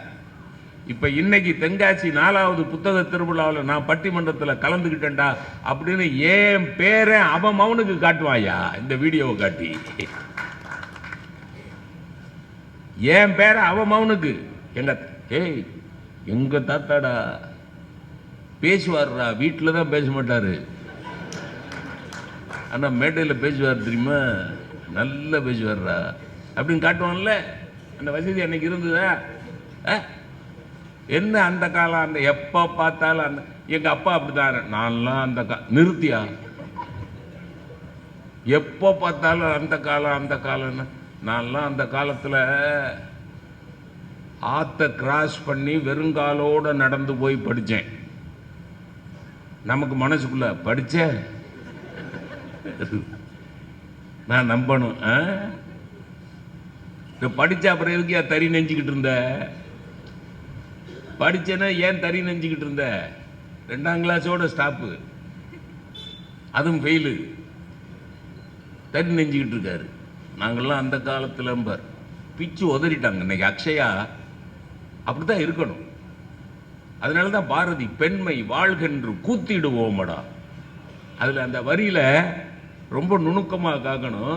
பெண்மை வாழ்கென்று கூத்திடுவோமடா அப்படின்னா என்ன அர்த்தம்? டே ஆம்பளை பயலுளா, ஏலே இங்க பாருங்கடா, பெண்மை வாழ்கென்று கூத்திடுங்கள், பெண்மை வாழ்கென்று கூத்திடுவோமடா. எவ்வளவு நுணுக்கம் அதில் வச்சிருக்கான் பாருங்க. ஆம்பளைகளுக்கு சொன்ன வார்த்தை அது. ஆனா உங்களுக்கு ஒண்ணு சொல்றேன், பெண்களுக்காக விடுதலைக்காக போராடுறவன் பூரா ஆம்பளை. ஒரு விவேகானந்தர், ஒரு பாரதியார், ஒரு ராஜா ராம்மோகன் ராய், ஒரு சிவானந்த பரமஹம்சர், பெரியார், எல்லாரும் பெரியார்லாம் இல்லைன்னா பெரியார் பெண் கல்விக்கு பாடுபட்ட உடனே ஔவையார் படிக்கிறதுக்கு பெரியாரா காரணம்? லூசு. ஔவையார் படிக்கிறதுக்கு பெரியார். ஔவையார் காலத்தில் எத்தனை பேர் படிச்சாங்க? எத்தனை பேருமா ரெவன்யூ ஆஃபீஸராக இருந்தாங்க ஔவையார் காலத்தில்? நீங்க வந்து உட்கார்ந்துருக்கீங்க. எத்தனை பேர் கலெக்டருக்கு சமமா வந்து மனைவி உட்கார்ந்தாங்க? உடனே பெரியாரா சொல்லியா காரைக்கால் அம்மையார் படிச்சா? பெரியார் சொல்லியா பெரியாரா வந்து அவ யாரு? கண்ணகி போய் நெடுஞ்செழியன் அவை களத்தில் வழக்காடுனாலே அந்த வழக்காடுறதுக்கு டிப்ஸ் கொடுத்தது பெரியாரா? லூசு போயிடுவோம். அன்னைக்கு படிக்கவே விடலடா, இன்னைக்கு படிக்க வச்சிருக்காங்கடா. படிக்க வச்சதுக்கு அவர் ஒரு காரணம்டான்னு சொன்னா கேட்க மாட்டேங்க, தொலைகிறான். விடுங்க, ஒரு அறிவும் கிடையாது, ஒன்றும் கிடையாது, என்ன செய்யறது, விட்டு தொலைங்க. ஏமா என்ன நீங்க என்ன விருந்துக்கு வந்த மாதிரி உட்கார்ந்துருக்கீங்க? வாங்கப்பா, பதில் சொல்லுங்கப்பா. சங்கரேஸ்வரி அந்த காலம். என்னை நன்றாக இறைவன் படைத்தனன், தன்னை நன்றாக தமிழ் செய்யுமாறு உங்கள் அனைவரையும் வணங்குகிறேன். உங்கள் வாழ்த்துக்களை அன்போடு வேண்டுகிறேன். இந்த 4வது பொதுகை புத்தக திருவிழாவை இங்கு சீரோடும் சிறப்போடும் நடத்தி கொண்டிருக்கும் தென்காசி பொதுமக்களுக்கும் மாவட்ட நிர்வாகத்திற்கும் என்னுடைய வணக்கங்கள். பேராசிரியர் ஐயா நடுவர் உள்ளிட்ட அவைக்கும் அறிஞர்களுக்கும் கூட என்னுடைய வணக்கங்கள். அருமையான ஒரு தலைப்பு, மகிழ்ச்சி நிறைந்த வாழ்க்கை அந்த காலத்திலா இந்த காலத்திலா.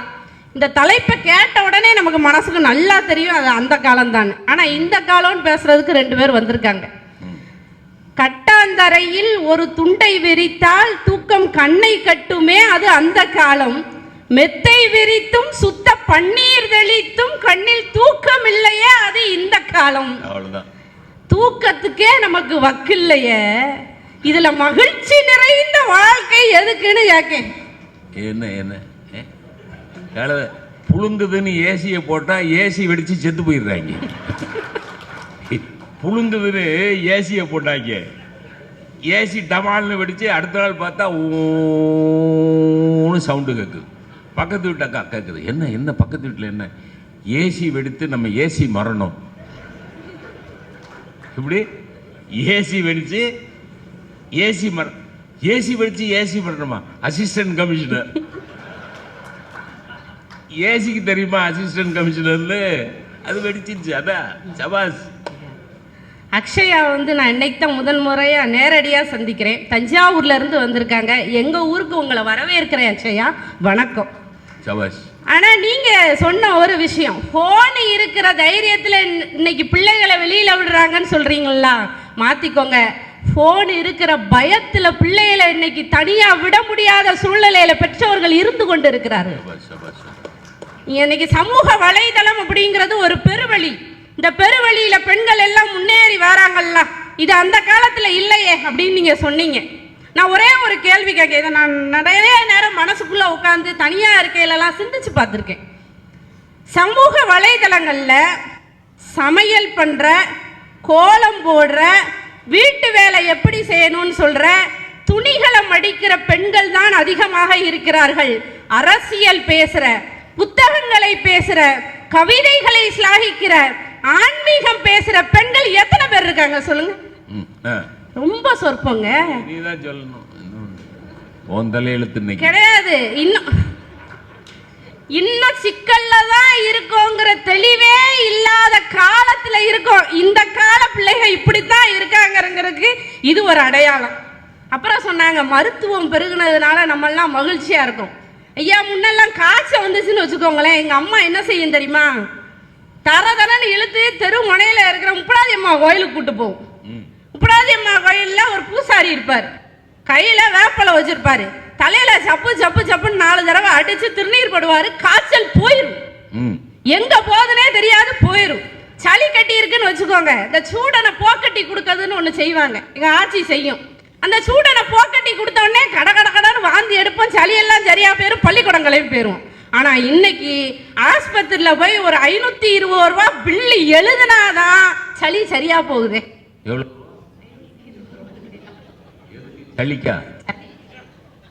அதுக்கு பில்லு மாத்திரை மருந்து அது அந்த பிள்ளைக்கு கொடுக்கும்னா நம்ம படுத்த பாடு இருக்கு பாருங்க. அது அதுக்கு மேல இவ்வளவு பிரச்சனைகளையும் வச்சுக்கிட்டு எங்க இருந்து உங்களுக்கு அந்த மகிழ்ச்சி எங்க இருந்து வருதுன்னு எனக்கு தெரியலைங்க. எங்க வீட்டு பக்கத்துல ஒரு சண்டை நடந்ததுங்கய்யா, சரியா உள்ள சண்டை, ஏத்தோட்டு சண்டை. என்ன சண்டை அப்படின்னா, சாம்பார்ல உப்பு கூடி இருக்கு. என்ன உப்பு கூடி இருக்கு அப்படின்னு சொல்லி கேட்டிருக்காரு. அதுல ஆரம்பிச்ச சண்டை பெருசாயிருச்சு. நம்ம தான் இப்ப நிறைய பேசுறோம்ல, சண்டை பெருசாயிருச்சு. எங்க வீட்டு பக்கத்து வீட்டு தாத்தா அங்க உட்காந்து கெக்கன்னு சிரிச்சுட்டு இருக்காரு. சரியா உள்ள சிரிப்பு. தாத்தா போய் விளக்கு தீத்து விடு, ஒரு பெரிய ஆளா நல்ல ஆளா போய் விளக்கு தீத்து விடு. இல்ல செவனே நீரு இங்க உட்காந்து எதுக்கு இப்படி சிரிச்சுக்கிட்டு இருக்கேன்னா, சிரிக்கதான் விட்டவே மாட்டேக்காரு. சிரிச்சுக்கிட்டே சொல்லுதாரு, நானும் உங்க ஆசையும் இப்படித்தான் சண்டை ஓட்டோன்னு சிரிக்காரு. சரி, சண்டை ஓட்டதுக்கு இப்படி பல்ல கட்டிட்டு சிரிச்சுக்கிட்டு இருப்பாங்களா? அந்த சண்டைய கேட்டனா இது மாதிரி சண்டை தான், என் மண்டைய அப்படின்னு சொல்லிட்டு சிரிக்கிறாரு. மண்டைய எனக்கு பதறுது, என் மண்டைய அப்படின்னு சொல்லிட்டு கக்கன்னு சிரிக்கிறாரு. என்ன சொல்லுன்னா, மண்டைய உடைச்சிட்டா அப்படிங்காரு. உடைச்சிட்டான்னு சொல்லிட்டு சிரிக்கிறாரு. உள்ள இருந்து எங்க ஆட்சி வந்து மண்டையில அடிச்ச அடியில கலங்கிட்டு அதனால சிரிக்காரு. மண்டைய உடைச்சிட்டா அப்படின்னு சொல்லிட்டு சிரிக்கிறாரு. உள்ள இருந்து வந்த ஆட்சி கம்முனு கிடையும். சின்ன பிள்ளைகிட்ட என்னத்த பேசிக்கிறீங்க என்ன வெக்கப்பட்டுக்கிட்டே போதுங்க. என்னங்க நான் நினைச்சேன், எதிர்த்த வீட்டுல எப்படி சண்டை நடக்குது, சாம்பார்ல உப்பு கூட்டினதுக்கு இந்த மனசே சண்டை ஓட்டு மண்டையில ஒரு தழுப்பு வேற இருக்கு. இவர் சிரிச்சுக்கிட்டு இருக்காரு, பாட்டி வந்து பேசாம இரும்னு வெக்கப்பட்டுட்டு போகுது. இந்த அந்யோன்யம் எவ்வளவு சண்டை இருந்தாலும் அதற்கு மேல் உள்ள அன்பு இப்ப இருக்காங்க. அதுதான மகிழ்ச்சி. ஏன் முன்ன ரேடியோ பெட்டி இருக்கும், வீட்டுல ஃபேன் இருக்கும், இதெல்லாம் ரிப்பேர் ஆயிடுச்சுன்னு வச்சுக்கோங்களேன், சரியா ஓடலன்னு வச்சுக்கோங்களேன், வீட்டுல அப்பா அதை சரி பண்ணுவார். இல்லை இல்லை இந்த மேலே விட்டு மாமாவை கூட்டுவா சரி பண்ணிடுவார். இன்னும் மேலே விட்டு மாமா வருவார், என்ன பிரச்சனை, இந்த டிவி ஓட மாட்டேங்குதா, அலையா தெரியுது என்னன்னு பாரு அப்படின்னா அவங்க பார்த்துருவாங்க. ஆனால் இன்னைக்கு டிவி ஓடலைன்னா என்ன செய்தாங்க, மாற்றிருந்தாங்க. அதே மாதிரி தான் உறவுகளையும், எந்த உறவாவது சரியில்லை அப்படின்னா என்ன, நீ எதுக்கு இப்படி கோச்சுக்கிட்டு நிக்க, நீ தானே தாய் மாமே, உனக்கு இல்லாத உரிமையா, நீலாம் சபையில வந்து நிக்கணும் அப்படின்னு உடைசலை சரி செய்த காலம் அந்த காலம். இன்று உடைசலை மேலும் உடைக்கின்ற காலம் இந்த காலம். அந்த காலத்துல இருந்ததுதான் மகிழ்ச்சி. அப்புறம் சொன்னாங்க, இப்போ பெண்கள்லாம் தைரியமாக போகிறாங்க. காரணம் என்ன அப்படின்னா, அந்த ஜிபிஎஸ் சிஸ்டம்லாம் இருக்குது, போலீஸ் ட்ராக் பண்ணுறாங்க, ஃபோன் பண்ணிடலாம் நம்ம யாருக்குனாலும், பாதுகாப்பாக போய் வரலாம், இந்த மாதிரி சொல்கிறாங்க. முன்ன காலத்தில் வெளியில் கிளம்புனோம்னா ஆச்சி சொல்லுவாங்க, வெளியூர் போறியா? ஆமாம். படிக்க போறியா? ஆமாம். பார்த்து சூதானமாக போனேன். சரி போயிட்டு வரேன். ரூபா வச்சுருக்கியா? 2 சேப்பில் வச்சுக்கோ.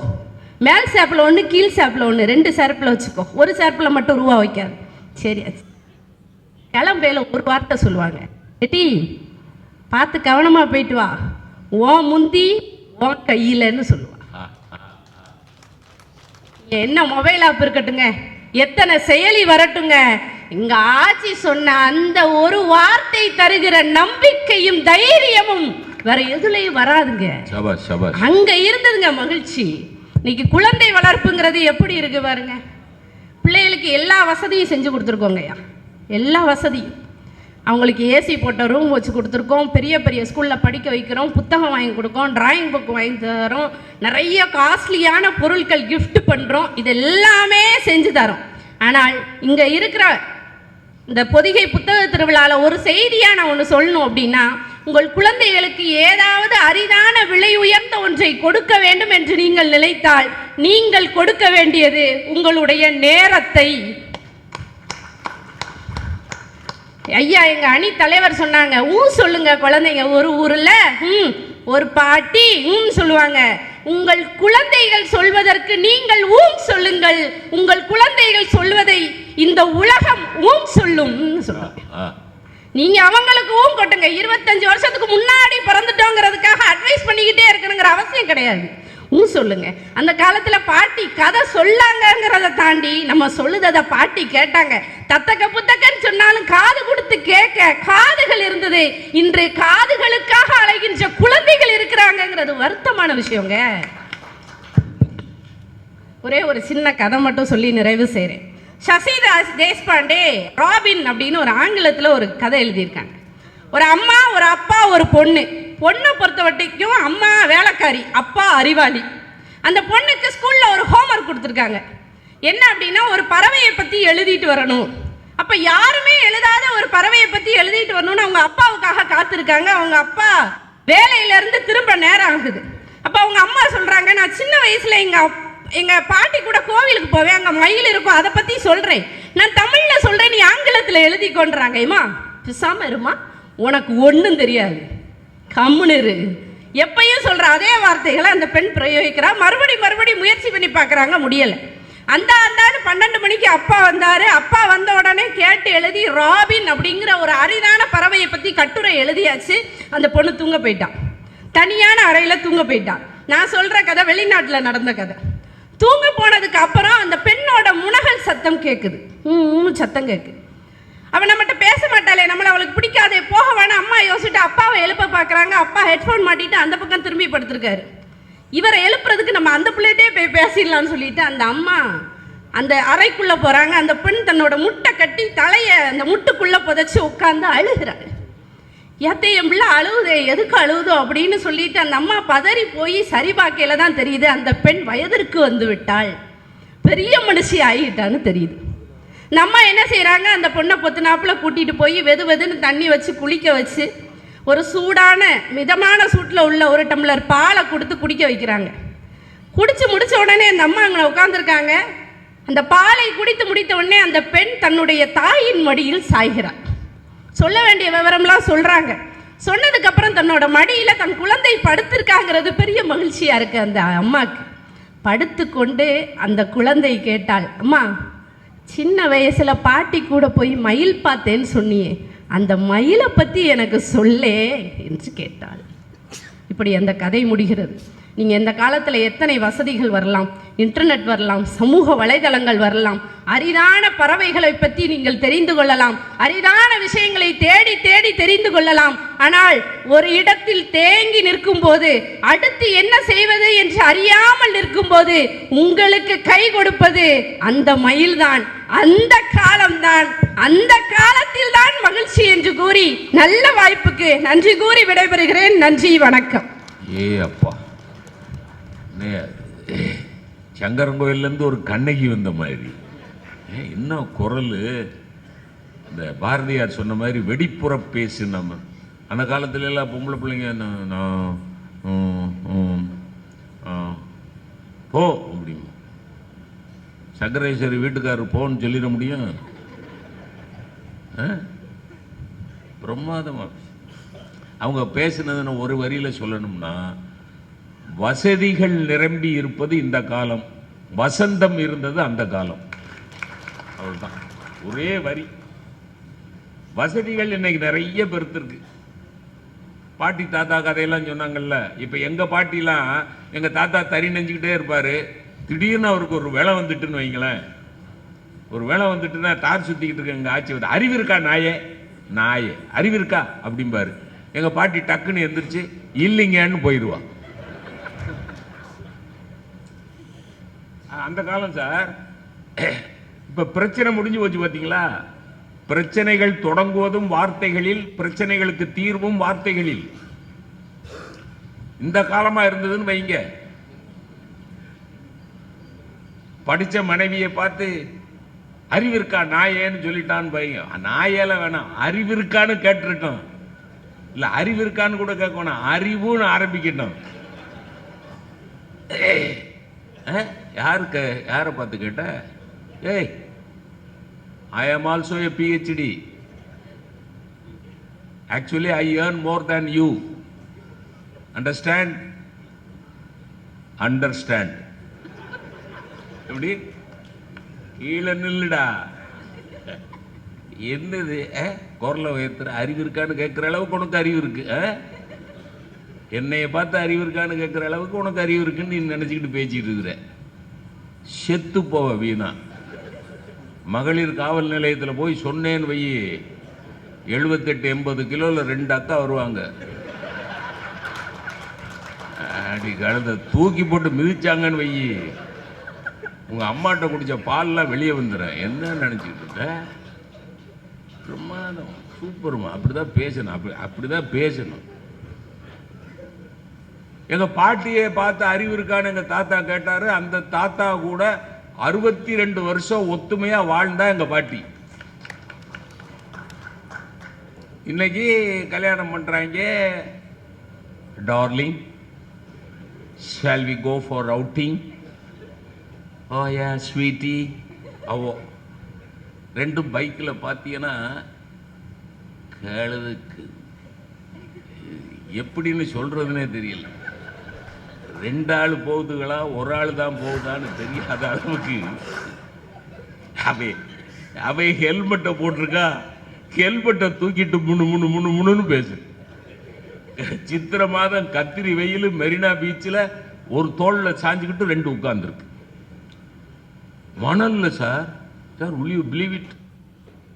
Hot summer, hottest summer. Marina beach மண்ணு சுடுது. 2 உட்கார்ந்துக்கிட்டு காதலிக்கிறாங்களாம். 2 உட்கார்ந்துட்டு சூடு தாங்காம எரும மாடுலாம் நிழல்ல நிக்குது.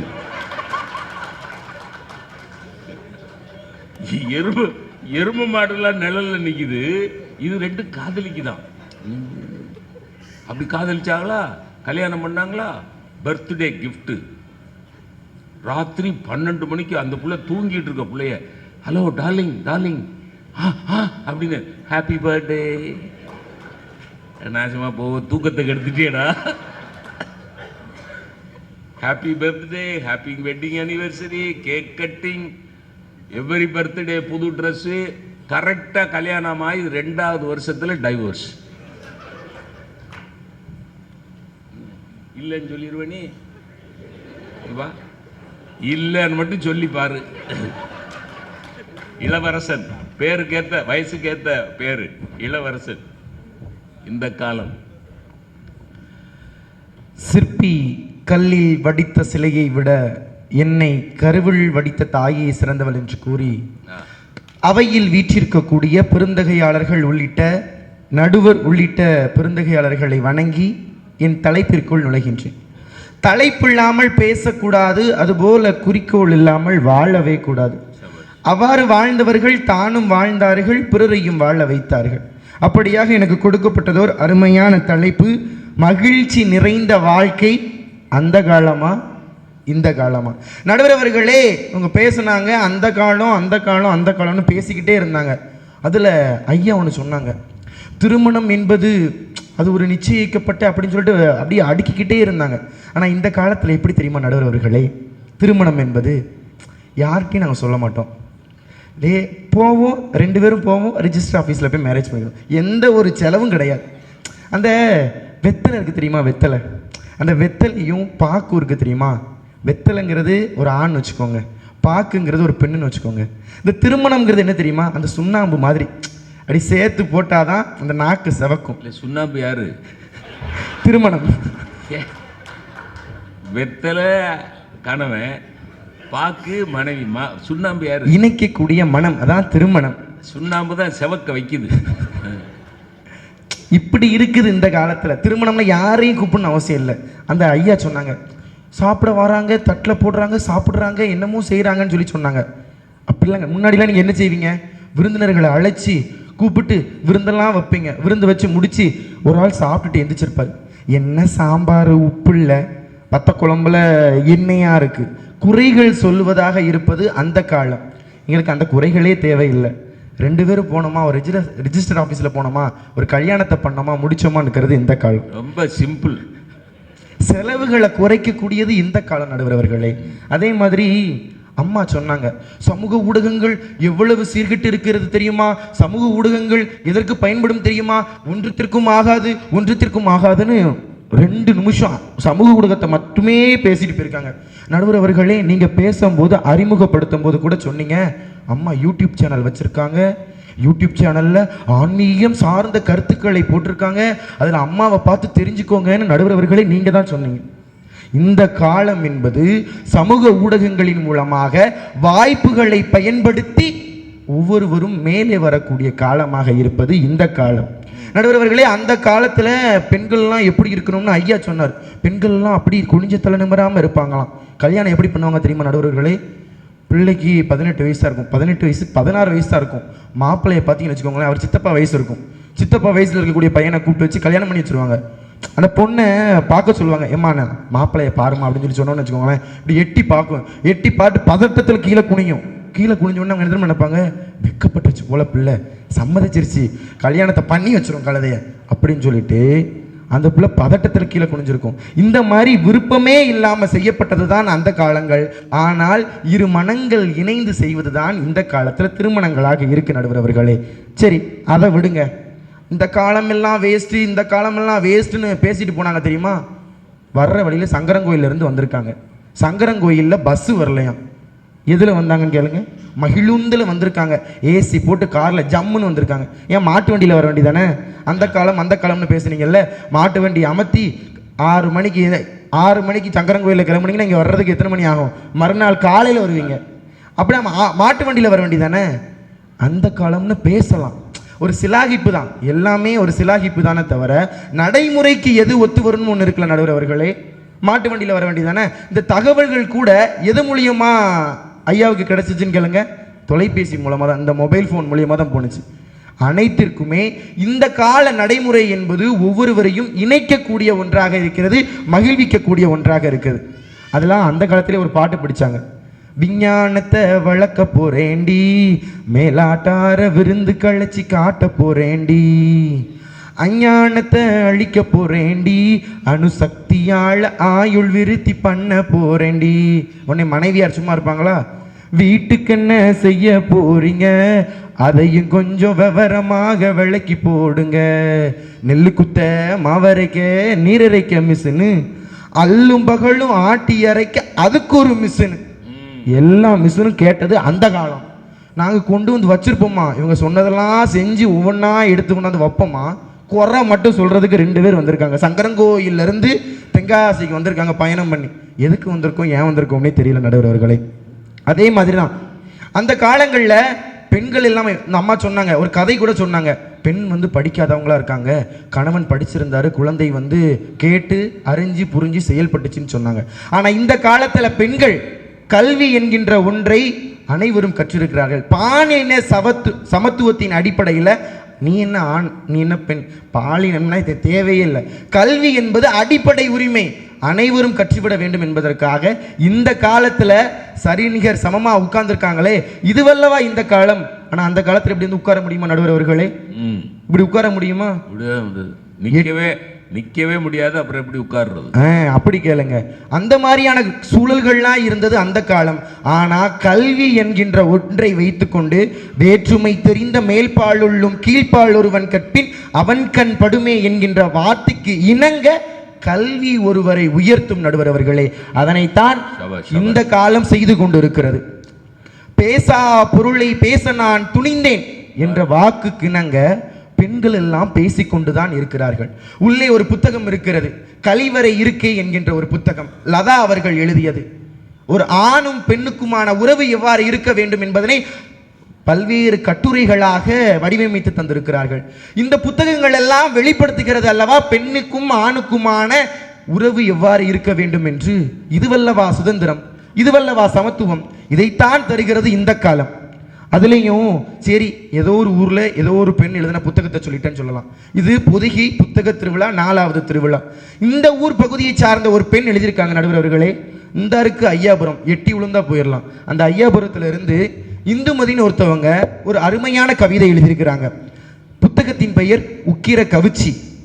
கருப்பினிட்டு, எப்படி கருப்பினிட்டு 10 சவரம் கூட கேட்டீங்க எங்க அம்மைக்கு, கருப்பினிட்டு 10 சவரன் கூட கேட்டீங்க எங்க அம்மைக்கு, பரிசு வாங்கின போட்டாவில் கூட நிக்க விடலை எங்க அக்காவை, பரிசு வாங்கின போட்டாவில் கூட நிக்க விடலை எங்க அக்காவை. அட ஒரு கருப்பு சட்டை போட விட்டீங்களா என்ன? என்னைக்கும் எங்களை விடாத கருப்பை யாருக்காக நாங்க விடணும்? எப்படி என்னைக்குமே எங்களை விடாத கருப்பை நாங்க யாருக்காக விடணும்? அந்த சொல் இருக்கல நடுவர் அவர்களே, அந்த சொல்லை பேசுவதற்கான ஒரு களத்தை வழங்கியது அல்லவா இந்த காலம். அம்மா சொன்னாங்க, பெண்கள் எல்லாம் சமைக்கிறார்கள், அதுக்கடுத்து துணியை மடிக்கிற வீடியோ, இது மட்டும்தான் சமூக ஊடகங்களில் வந்து கொண்டே இருக்கு. யாராவது பேசுறாங்களா எழுதுறாங்களான்னு கேட்டாங்க. கல் உடைப்பவரின் மகன் இன்று கலெக்டர் ஆகிறார், மணல் அள்ளுபவரின் மகன் இன்று மருத்துவர் ஆகிறார். இதுவல்லவா சமத்துவம், இதுவல்லவா இன்றைய காலகட்டத்தினுடைய வெற்றி. நடுவர் அவர்களே, சாதிகளால் சகதிமேடாய் கிடந்த இந்த சமுதாயத்தை மாற்றி ஒவ்வொரு நிகழ்வுகளாக தொடர்ந்து வெற்றி பயணத்தை கொண்டு செல்கிறது அல்லவா இந்த காலம். நடுவர் அவர்களே, அந்த காலத்துல அந்த மாதிரி புத்தக திருவிழாங்கள் இந்த மாதிரிலாம் அரங்கங்கள்லாம் அமைச்சு நடக்குமா நடுவர் அவர்களே? ஒன்றும் கிடையாது. அறிவு களஞ்சியங்களை வாரி வழங்கக்கூடிய ஒரு நிகழ்வாக இது நடந்துகிட்டு இருக்கு. 10 நாள் நிகழ்வு. ஒவ்வொரு நிகழ்வுகளிலும் ஒவ்வொரு அறிஞர்களை கூட்டு கொண்டு அந்த நிப்பாட்டி மேடையில் அமர வச்சு அவர்களுக்கு தெரிந்த கருத்துக்களை எல்லாம் மக்களிடையே கொண்டு சேர்க்க வேண்டும் என்ற ஒரு உயரிய நோக்கத்தில் இன்றைய காலகட்டங்களில் நடந்து கொண்டிருக்கிறது. அதைத்தான் சொல்வார்கள், ஆர்த்த சபை 100 ஒருவர். சபைன்னு ஒன்று இருந்துச்சுன்னா 100 ஒரு நபர் தான் வருவாங்க. 1000 1ஆம் புலவர். 1000 பேர் இருந்தாங்கன்னா அதில் ஒரு ஆள் தான் புலவராக இருப்பார். ஆர்த்த சபை 100 ஒருவர், 1000 1ஆம் புலவர். வார்த்தை 10,000 ஒருவருக்கு வாய்க்குமே. பூத்த குழல் தண்டாமரி திருவே தாதா கோடிக்கும் ஒருவர் தான் வள்ளல்களாக இருப்பார்கள் என்று கூறினார்கள். இதுவெல்லாம் ஒரு முக்கியமான களங்கள். வள்ளல் என்பது பொருளை கொடுப்பது மட்டுமல்ல, வள்ளலின் தன்மை.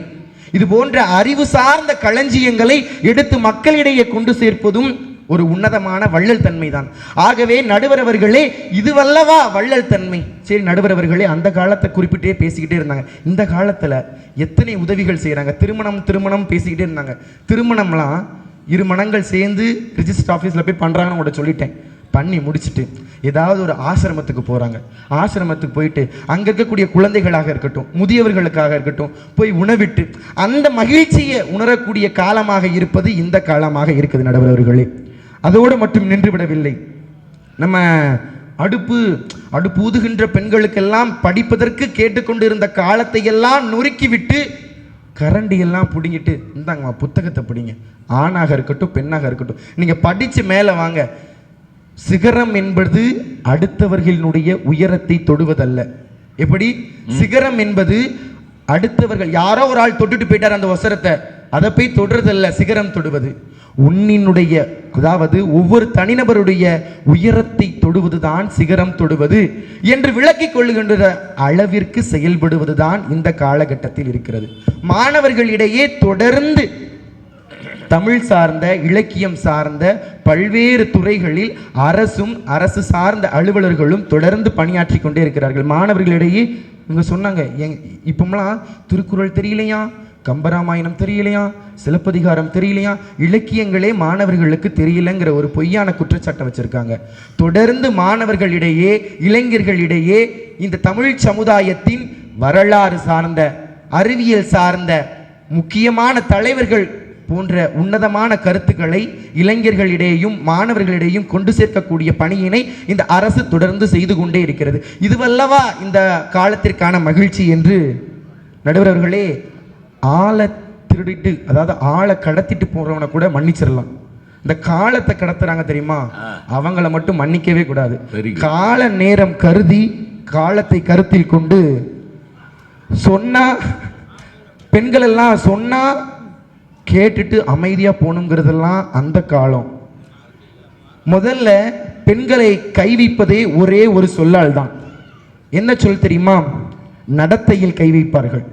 அந்த நடத்தையில கை வச்சாங்கன்னா எதிர்த்து கேள்வி கேட்டு நீ என்ன கேள்வி கேட்கிறன்னு சொல்லி எதிர்த்து கேள்விகளை எழுப்பி தன்னைத்தானே நிரூபித்துக் கொண்டிருக்கக்கூடிய காலம் இந்த காலம். ஆகவே மகிழ்ச்சியும் மன நிம்மதியும் மன நிறைவையும் தருவது இந்த காலமே என்று சொல்லிக்கொண்டு தேடிச்சோறு நிதம் தின்று பல சின்னஞ்சிறு கதைகள் பேசி மனம் வாடி துன்பமுக உழன்று பிறர் வாட பல செயல்கள் புரிந்து நடை கூடி கிளப்பருவம் எய்தி கொடுங்கூற்றுக்கு இறை என பின் மாயும் பல வேடிக்கை மனிதரை போல நானும் வீழ்வேன் என்று நினைத்தாயோ வல்லமை தாராயோ இந்த மானுடம் பயனுறவை என்னும் மகாகவி பாரதியின் சரஸ்வதி வணக்கத்தை முன்வைத்து வாழ்ந்து கொண்டிருக்கிறார்கள் இன்றைய கால மனிதர்கள் என்று கூறி மன நிறைவு தருவது இன்றைய காலமே என்று கூறி விடைபெறுகிறேன். நன்றி, வணக்கம். அன்பில் சிறந்த தவமில்லை அன்புடையார் இன்புற்று வாழ்தல் இயல்பு. அருமை அருமை அருமை. அது அவன் வயசுக்கு நல்ல பேச்சு, அருமையான பேச்சு. எத்தனை பழைய பாடல்கள்லாம் மனப்பாடமாக எடுத்து சொல்கிறதுங்கிறது கஷ்டம், எனக்கே தெரியாது. இப்போ அவன் சொன்ன பாட்டுக்கு அர்த்தம் கேட்டிங்கன்னா எனக்கு தெரியாது. அதனால தான் நான் நடுவர். எல்லாம் தெரிஞ்சால் பேச்சாளர்களாக இருப்பாங்க, எதுவும் தெரியாதவன். அதாவது த worst lawyer becomes the best judge. அது மாதிரி நல்ல அருமை. அது கடைசி தேடிச்சோறு நிதம் தின்று பல சின்னஞ்சிறு. பாரதி எங்கே போய் நிற்கிறான்? பல வேடிக்கை மனிதரை போலே நான் வீழ்வேன் என்று நினைத்தாயோ. வேடிக்கை மனிதர்கள்னா அர்த்தம் என்ன தெரியுமா? வேடிக்கை பார்க்கிற மனிதர்கள், மனிதர்களே வேடிக்கை காட்டுகிற மனிதர்கள். வேடிக்கை பார்க்கிற மனிதர்கள், வேடிக்கை காட்டுகிற மனிதர்கள், வேடிக்கையான மனிதர்கள். என்ன அப்படி நினைச்சியா? என்ன பாரதி கலெக்டரையா பாரதியை பற்றி ஒன்று பேசணும், நிறைய பேசணும். ஆனால் தம்பி இளவரசன் பேசுகிற போது சுற்றி கல்யாணம் அதெல்லாம் பந்தல்லாம் போட வேணாம், ஜமையெல்லாம் வேண்டாம், ஏதோ அவங்க அம்மா அப்பாவுக்கு ஏதோ சொல்கிறான், ஏதோ சூசகமாக ஒரு செய்தி சொல்கிறான். எல்லாம் செலவுலாம் வேண்டாம், நேர ரெஜிஸ்டர் ஆஃபீஸ் போயிட வேண்டியதுதான், நீங்கள் வந்தால் வாங்க வராட்டி போங்க, your presence is not needed, நான் பார்த்துக்கிறேன் அவளை. அதான் திரும்ப சுற்றி கல்யாணம் அது ரைட். அவன் வயசுக்கு அது ஓகே. அவன் சொல்ல எனக்கு வேக்காலம் ஆகிக்கிட்டே இருக்கு. கல்யாணம் புத்தக திருவிழா அது அல்ல, அது கேள்வி அருமையான. அந்த காலத்தில் புத்தக திருவிழான்னு ஒரு கான்செப்ட் இருந்ததாயா? இருந்ததா? அந்த காலத்தில் ஏடுகளை பூரா கரையான அறிக்கை விட்டீர்கள், ஏடுகளை பூரா வெள்ளம் கொண்டு செல்ல விட்டீர்கள், தீயில் விட்டீர்கள். உவே சாமிநாதர் மாதிரி ஒரு தமிழ் தாத்தா இருக்க போய் ஏதோ ஒரு இலக்கியம் நமக்கு கிடைச்சிருக்குது.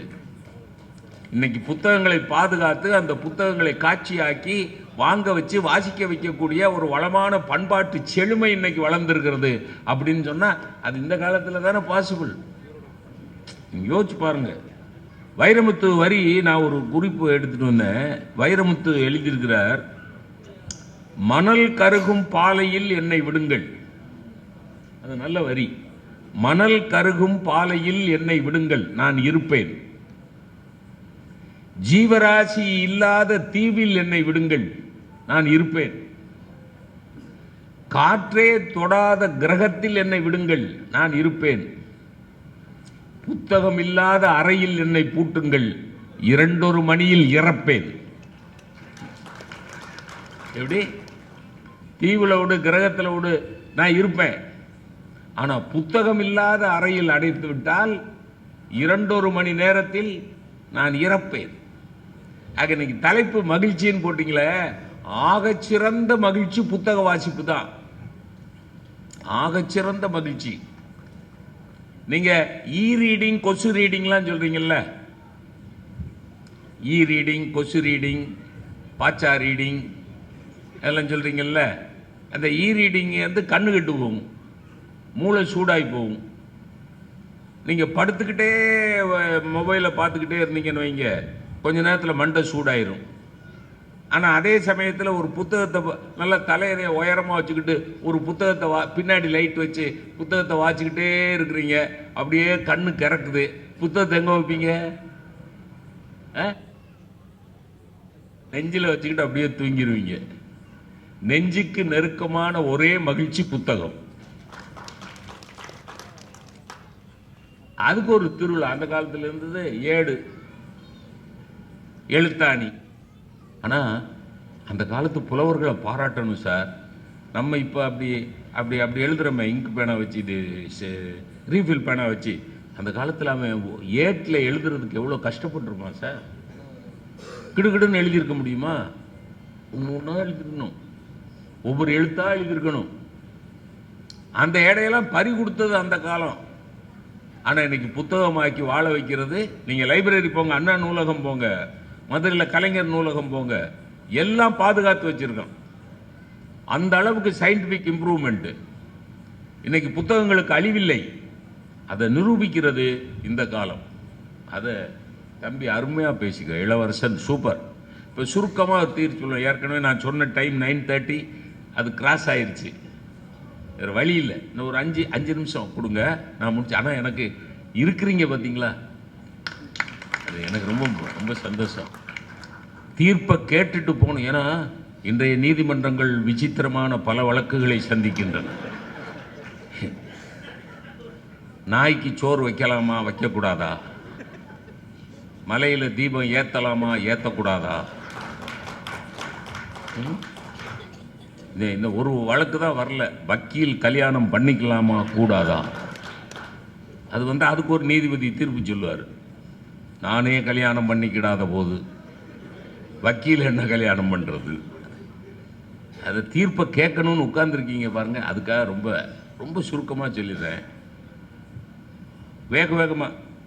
அந்த காலத்தில் கூட்டு குடும்ப அமைப்பு இருந்தது. இன்னைக்கு அது நியூக்ளியர் ஃபேமிலி ஆயிடுச்சு. அப்படி கம்பேர் பண்ணிகிட்டே போவோம், ஒரு 5 நிமிஷத்தில் முடிச்சிடலாம். கூட்டு குடும்ப வாழ்க்கையில் இருந்த மகிழ்ச்சி நியூக்ளியர் ஃபேமிலியில் 2 பேரும் வேலைக்கு போகிற வீட்டில் இருக்கா? கேள்வி 1. 2 பேரும் போத் எம்ப்ளாய்டு. அம்மாவும் அப்பாவும் வர்ற வரைக்கும் பிள்ளைங்க ஸ்கூல்லேருந்து வந்து திருநெல்வேலியில் உட்காந்துருக்கு. சில வீடுகளில் ஆயா தான் ஃபுல் இன்சார்ஜ்.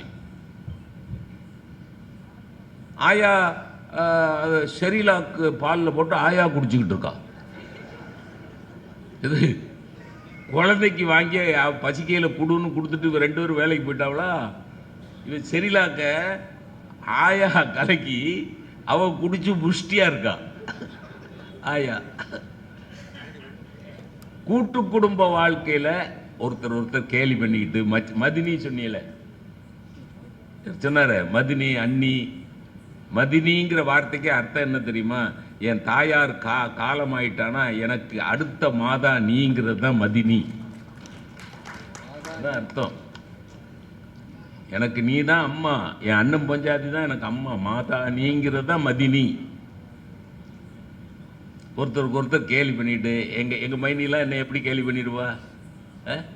எங்க அம்மாட்ட கேட்பா, எங்க அத்தை குழந்தை பள்ளிக்கூடத்துக்கு போயில கருப்பு சாந்து போட்டு வைப்பீங்கல்ல, எப்படி? நாங்கள் பள்ளிக்கூடத்துக்கு போயில என் மேலே திருஷ்டி பட்டுறப்படாதான், அதுக்காக சிரட்டையில் கருப்பு சாந்த கரைச்சி இங்கே எங்க ஐயா என்ன சொல்லியிருப்பாரு, மொத்தத்துக்கே அவன் போனாலே போதுமே திருஷ்டிப்படாது, அப்புறம் என்ன கருப்பு சாந்து. ஒரு பொங்கல் அன்னைக்கு, ஒரு தீபாவளி அன்னைக்கு எல்லாருமா சேர்ந்து உட்கார்ந்து சாப்பிட்டு அவனுக்கு கொஞ்சம் அதை அவன் பரமசிவத்துக்கு அவியல் பிடிக்கும்ல, கூட கொஞ்சம் வைய, கூட கொஞ்சம் வை, என்ன இமிக்கி வைக்க, நல்லா வை, பார்த்து சாப்பிடுங்க கொழுந்தனாரே, விக்கிக்கிட போகுது. 5 நாள் பட்டினியா கிடந்த மாதிரி சாப்பிட்றீங்க, மெதுவா சாப்பிடுங்க, நிதானமா சாப்பிடுங்க. ஒரு பேச்சும் கிடையாது. இப்போ அது 7:30 மணிக்கு செத்த சவமா வருது. எது பொஞ்சாதி 8:15 மணிக்கு இவன் சாக போற சவமா வாரான். இதுல 2 பேரும் என்னத்தை பேச, என்னத்தை கலந்து உரையாட, என்னத்தை கலக்க, புரியுதா? இது குடும்பம். 2 கட்சிக்காரங்களும் பெண் விடுதலையை பத்தி பேசினாங்க. அப்படித்தானே பேசணும். 2 கட்சிக்காரங்களும், இந்த அம்மாவும் பேசினாங்க, நம்ம தம்பி இளவரசனும் பேசினான். பெண் விடுதலை அன்னைக்கு எப்படி இருந்தது, இன்னைக்கு எப்படி இருக்குது? இன்னைக்கு உடன்கட்டை ஏற முடியுமா? இன்னைக்கும் சிலவே சொல்லிக்கிட்டாலே தான். உடன்கட்டை ஏறுவது என்பதுதான் நம்முடைய தர்ம சாஸ்திரம். உன் முண்டாட்டிட்ட சொல்லு. என்ன சார், செருப்பால் அடிப்பா. நீ பத்திரிகைக்கு பேட்டி கொடுக்குறீல, உடன்கட்டை ஏறுவது தான் தர்ம சாஸ்திரம், அந்த சாஸ்திரத்தை கடைப்பிடிக்க வேண்டும்னு பேசுறீல, உன் பஞ்சாயத்திட்ட சொல்லு. நான் செத்துட்டேன்னா அவன் பஞ்சாயத்து சொல்ல, என்னால தான் சாவ போற. உடன்கட்ட கிட்டன உடனே நீ கட்ட, எப்படி உடல் கட்ட, அப்படி இப்படி ஏதாவது பேசல, உடனே நீ கட்ட. பாலிய விவாகம் முடியும், நீங்க அரெஸ்ட் பண்ணி உள்ள வச்சிருவான். கணவனை இழந்த பொண்ணு மறுமணம் பண்ணிக்கலாமா கூடாதா? அன்னைக்கு சார் 7 வயசு 5 வயசு பெண்ணுக்கு 7 வயசு பையல கல்யாணம் பண்ணி வச்சிருவான் சார். அவன் அடுத்த வருஷம் ஏதோ நோயில 7, 8, 9 வயசுல செத்து போவான். 7 வயசு பொண்ணு 70 வயசு வரைக்கும் வாழ்ந்தானா, 7 வயசு பொண்ணு 70 வயசு வரைக்கும் வாழ்ந்தானா எப்படி வாழணும்? எத்தனை வருஷம்? 63 வருஷம் சார். மொட்டை அடிச்சு வெள்ளைச்சேலை கட்டிக்கிட்டு பொட்டு வைக்காம நகை வைக்காம கல்யாணம் காட்சிக்கு போகாம நல்லது பொல்லதுல கலந்துக்காம ஒரு ஜீவனை வாழ வச்சு வதச்சிருக்கான் சார். இன்னைக்கு பேசுவ அரெஸ்ட் பண்ணி உள்ள வச்சிருவான். இந்த 2 பேரும் கொந்தளிக்கிறாங்க. பெண் விடுதலை எவ்வளவு பெரிய வளர்ச்சி, இவ்வளவு பெரிய வளர்ச்சி. ஆனா ஒரு சிக்கல் இருக்கு. அந்த பெண் விடுதலையை சரியா புரிஞ்சுக்கிட்ட பெண்கள் எத்தனை பேர்? அது சொல்லணும்ல. அதை மறைச்சிட்டு ஏர்போர்ட்டுக்கு முட்டுக்கு மேல டவுசரை போட்டுக்கிட்டு ஜீன்ஸை போட்டுக்கிட்டு, ஜீன்ஸுனா கூட பரவாயில்ல, இந்த இவ்வளவுண்டு போட்டுக்கிட்டு தலையை விரிச்சு போட்டுக்கிட்டு ஏர்போர்ட்டுக்கு. நான் சிங்கப்பூர் போகிறதுக்கு என் பேத்தியோட உட்காந்துருக்கேன். என் பேத்தி கேட்கா, இந்த அக்கா இங்கே தான் குளிக்குமாங்க. எங்க ஏர்போர்ட்டில் இந்த அக்கா, தாத்தா இந்த அக்கா இங்கே தான் குளிக்க வந்திருக்கோ, ஏன்னா குளிக்கிற ஸ்டைலில் தான் வந்திருக்காவோ. இதுக்கு கேட்டோம்னா என்ன? உடை என் உரிமை. எது உடை என் உரிமை? உன் பார்வையை திருத்திக்கொள். யார்? நான் கண்ணாடியை கழட்டிட்டு தான் பார்க்கணும். கண்ணாடியை கழட்டிட்டா எங்க பார்க்க தெரியாதுல்ல. புரியுதா இல்லை சொல்றது? அப்போ பெண் விடுதலை இருக்கு, கான்செப்ட் ஓகே, இம்ப்ளிமெண்டேஷன் புரிஞ்சுக்கிட்ட விதம். காதலன் ஒருவனை கைப்பிடித்து அவன் காரியம் யாவிலும் கை கொடுத்து, பாரதி சொன்ன பெண் விடுதலை. காதலன் ஒருவனை கைப்பிடித்து அவன் காரியம் யாவிலும் கை கொடுத்து, அதை விட ரொம்ப முக்கியம், மாதர் அறங்கள் முன்பினை காட்டிலும் மாண்புறச் செய்து வாழ்வமடி. அதுக்கு அர்த்தம் என்ன தெரியுமா? கண்ணகியை விட, திரௌபதியை விட, சீதையை விட, அறம் காப்பவர்களாக நாங்கள் இருப்போம், நாங்கள் தான் புதுமை பெண்கள்னு பாடினவன் யாரு? பாரதி. மாதர் அறங்கள் முன்பினை காட்டிலும் மாண்புறச் செய்து வாழ்வமடி, அதான் புதுமை பெண். புரிஞ்சுக்கிட்டீங்களாங்கிறது தான் கேள்வி. புரிஞ்சுக்கிட்டீங்களா? கல்வி அன்னைக்கு இருந்ததை விட இன்னைக்கு, அன்னைக்கு நான் படித்த காலத்தில் என்ன Tamil, English, science, maths, social science, அவ்வளோதான். இதை நான் படித்தது 500 மார்க்கு எஸ்எஸ்எல்சி, அதில் 326 மார்க் வாங்கினேன், ஹையஸ்ட் மார்க். 500க்கு 326 highest mark. உடனே தியாகராஜர் ஆர்ட்ஸ் காலேஜில் பியூசியில் இடம் கொடுத்தாங்க. இன்னைக்கு ஹெவி சிலபஸ். என் பேத்தி +2 படிக்கிறா, இவ்வளோ தண்டி புஸ்தகம் ஒரு 30-40 வச்சிருக்கா. டெய்லி அதில் தான் படுத்து தூங்குறான், அப்படியே தூங்குறான். படிக்குது. Syllabus is heavy, equally mind is also heavy. புரியுதுங்களா? அன்னைக்கு எங்க மைண்ட் எல்லாம் ஃப்ரீயா இருந்தது. Education was not a burden, education was not costly. கல்வி வியாபாரமாகவில்லை அந்த காலத்தில். இன்னைக்கு பிளே ஸ்கூல்ல சேர்க்கணும்னா 3 லட்சம் கொடுங்குறான். பிளே ஸ்கூல்ல நான் என் பேரனை கொண்டு போய், நானும் என் மனைவி பேரனை கொண்டு போய் சேர்க்கறதுக்கு போனோம். பிளே ஸ்கூல் மேடம் வந்து Abirami madam, MA MPhil PhD Abirami principal. பள்ளிக்கூடத்து பேர் அபிராமி இன்டர்நேஷனல் ஸ்கூல். அபிராமி என்னைக்கு இன்டர்நேஷனல் ஸ்டேட்டஸ் அடைஞ்சான்னு எனக்கு தெரியல. ஆனால் Abirami international school, Abirami principal. என் பேரனுக்கு பிளே ஸ்கூலில் இடம் கொடுங்கன்னா 3 லட்சம் ரூபா கேட்குறாங்க. என் பஞ்சாயத்து என்ன சொன்னாங்க, என் மனைவி என்ன சொன்னாங்க, எங்க அபிராமி ஸ்கூலு, அபிராமி மேடம், உங்களுக்கு அபிராமி அந்தாதி தெரியும்ல, அதுலேருந்து ஒரு அபிராமி அந்தாதியை விடுங்க, இடம் கிடைச்சாலும் கிடைச்சிடும். நான் உடனே ஆத்தாளை எங்கள் அபிராம வல்லியை அண்டவெல்லாம் பூத்தாளை மாதுளம்பூ நிறத்தாளை பூயடங்க காத்தாளை அங்குசபாசாங்குசமும் கரும்பு மங்கை சேர்த்தாளை முக்கண்ணியை, யார பிரின்சிபல, முக்கண்ணியை தொழுவார்க்கு ஒரு தீங்கில்லையேன்னு வாட்ச்மேன் உள்ள வந்தான். அந்த லூசு பையில வெளியே தள்ளு. யார்? MA MPhil PhD, head of the department of English. லூசு பையில வெளியே தள்ளுன்ட்டான். அன்னைக்கு கல்வி வியாபாரமாகாமல் கல்வி கனிவாக இருந்தது. இன்னைக்கு பாரமாக இருக்குது. அன்னைக்கு அத்தனை பாடங்கள் அடி. எங்க வாத்தியாரெல்லாம் அடிச்சாருன்னா 7 நாளைக்கு காது ஜுவ்வுன்னு இருக்கும். இன்னைக்கு பஞ்சாயத்து ஸ்கூல்ல ஒரு வாத்தியார் 2-3 நாளைக்கு முன்னாடி கையை தூக்கி இருக்காரு. 3ஆம் கிளாஸ் படிக்கிற போய் அடிங்க சார், சார் சரியான ஆம்பளையா இருந்தா அடிங்க சார், அடிங்க. அடிச்சிங்கன்னா குடும்பம் தெருவுக்கு வந்துடும். அவர் அப்பவும் வெள்ளந்தியா யார் குடும்பம்டாங்கிறார். யார் குடும்பம்? உம்ம குடும்பம் தான். அடிச்சுட்டு நீ பொழைச்சிடுவ, அடிக்க முடியாது. எங்க காலத்தில் சார், நான் பெருமையா சொல்றேன், எங்க வாத்தியாரும் எங்க அப்பாவும் அடிச்ச அடிதான் சார் MA பட்டம், என்னோட MPhil பட்டம். எங்க வாத்தியார் அடிச்சாருன்னா எங்க அப்பாட்ட வந்து சொல்ல மாட்டேன் சார். இன்னைக்கு குழந்தைங்க ஒத்தைக்கு ஒத்த குழந்தையா வச்சிருக்காங்க, அந்த குழந்தைய யாராவது டீச்சர் அடிச்சிட்டாங்கன்னா உன்னை வந்து daddy my miss has man handled me. Miss எப்படிடா மேன் ஹேண்டில் பண்ணா? Miss can only woman handle. How can miss man handle?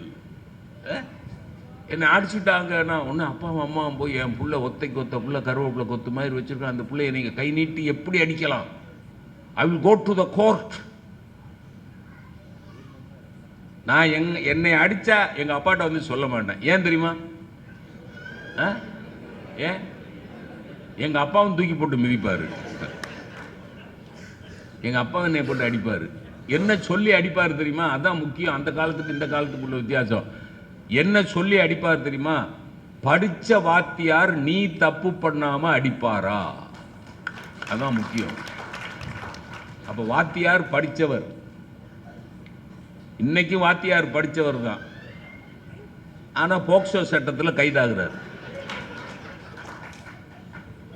இதெல்லாம் இல்லையா? என்ன சார் இருக்கா இல்லையா? டெய்லி வருது சார். ஆசிரியருங்கிறவன் யார் சார்? குற்றத்தை நீக்குகிறவன் தான் ஆசிரியர். ஆசிரியன் குரு அப்படின்னா இருளை போக்குகிறவன். இருளை போக்குகிறவனே இருட்டா இருந்தா எப்படி சார்? கல்வி போச்சு. பக்தி கூட்டம் கூட்டமா போறான். பச்சை வெட்டியை கட்டிட்டு போறான், சிவப்பு வெட்டியை கட்டிட்டு போறான், கருப்பு வெட்டியை கட்டிட்டு போறான், கூட்டம் கூட்டமா போறான்.